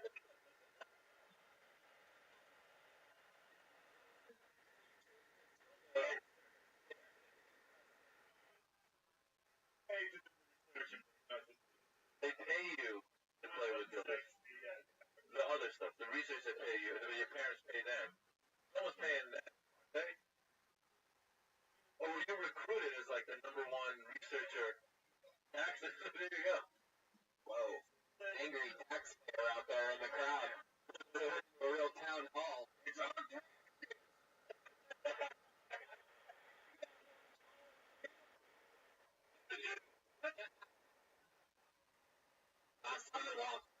This guy's going to.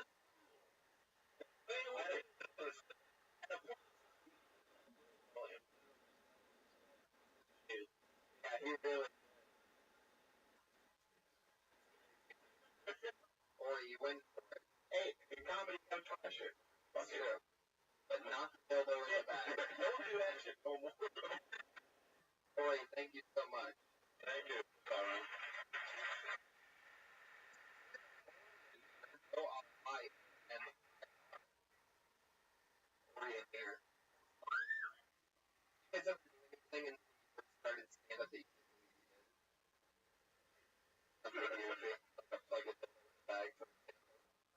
I did this one time. So I did Better Mondays. Mondays. Yeah. Comedy Room.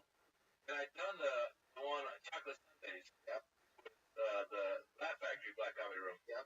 I did all right Chocolate Sundays. And then I was gonna do More Better Mondays, and there were actual black comedians. They're like, and it's the worst room. Like, if you don't do well, don't worry about it. And I was like coming off of like 10 sets. I was like, I got it. Don't worry about it. And when I showed up, actually showed up, he's like, I'm here tonight. And Mondays. I was like, how bad is More Better Mondays? And then all these people were like, man, I'm like, I got it. I went up, I started to stand up, and nothing. Looking at me, looked like you know how you get black and they just do. First one up, and I was like trying to do crowd work, and like, I was like, fuck. I was like, that light, I gotta get off the stage. It bombed hard, all right. Flash forward like 5-6 months later, OR, like 1:45 in the morning, and I've decided I'm trying to do just like what you did. Went up and just talking to the accent. It just worked. I mean, that was his real accent, but I was trying to just do it. Not his accent. I was like, yeah, and I was like, going to the bar, and they're like texting. Yeah, what are you texting? What is wrong with you? Pay attention. I'm up yet. I'm actually doing a pretty good set. And they go, isn't that guy? Oh, I was like,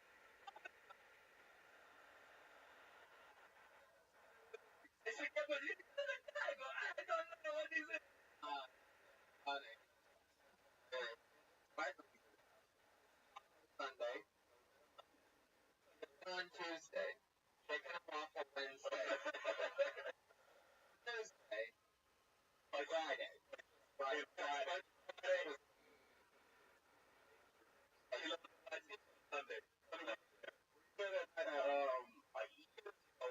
I did the improv. I got showcase shit.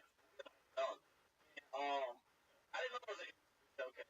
And well, I was like, what's about to happen to me, man? And so like, nervous, I just started like just going off the top. So I went up in there. And I went up there. My first joke was like, "Yeah, man, you ever eat my pussy, right?" It was like a whole. I was like, "Suck my night," and I dropped the mic. And I got an answer. That's for you. That's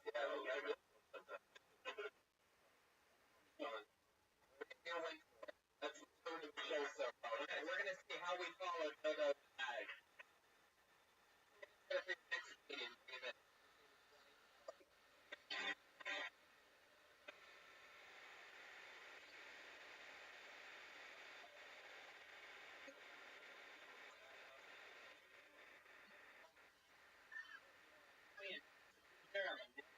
You guys do. Yeah, it's not something you want to.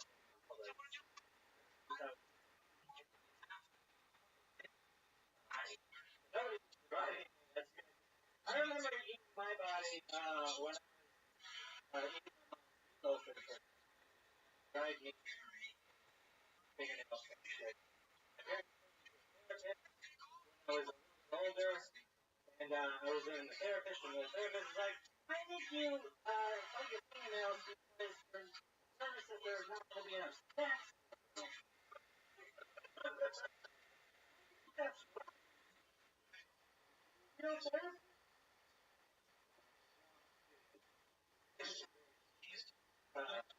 moved on to Walgreens because I wanted to put on your pepper. You got like females to straight out front, the ladies, and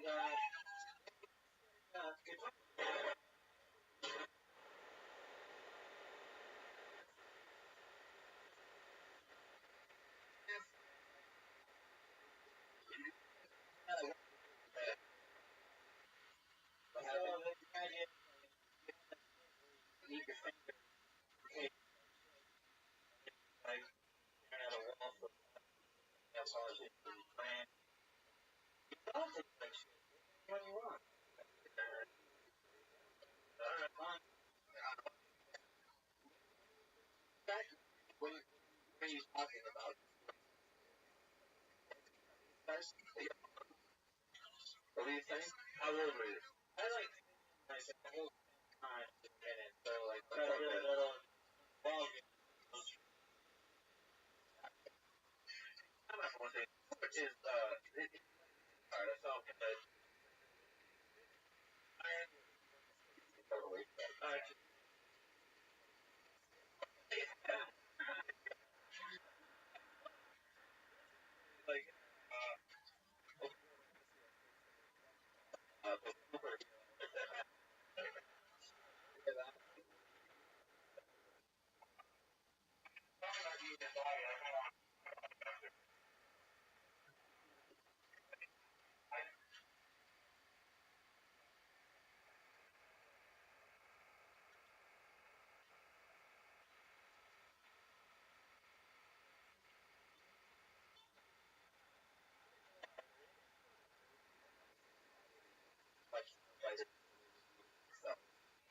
everything else.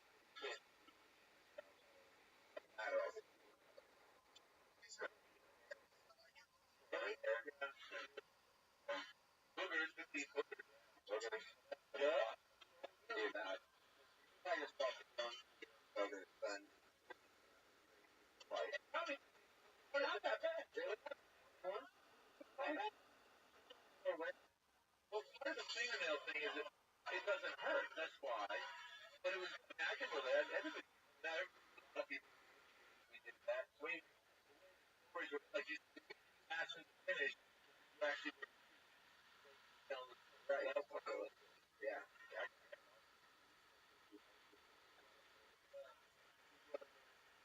Getting your nails more than other times.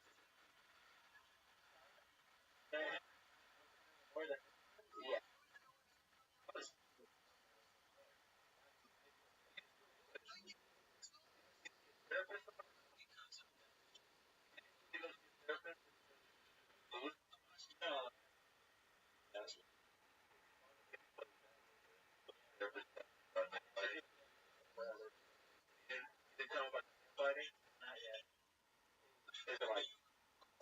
Yeah, I think so. They're pretty much oh, you got lady, wow. One of the moms or just the mom I got mom very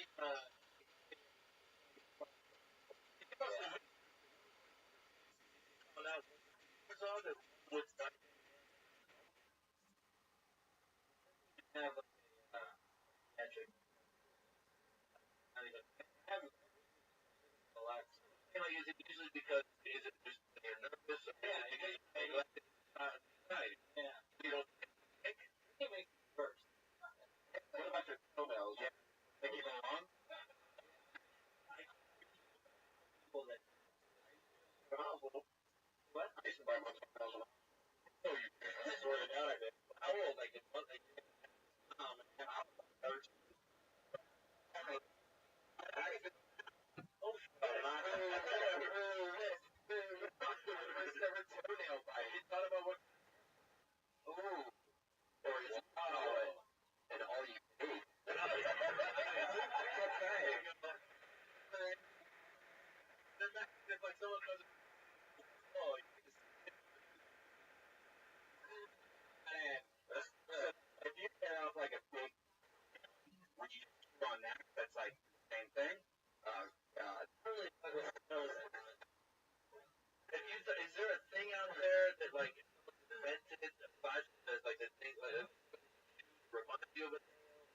mail? Is it like a candy or something I else? thought about just fun and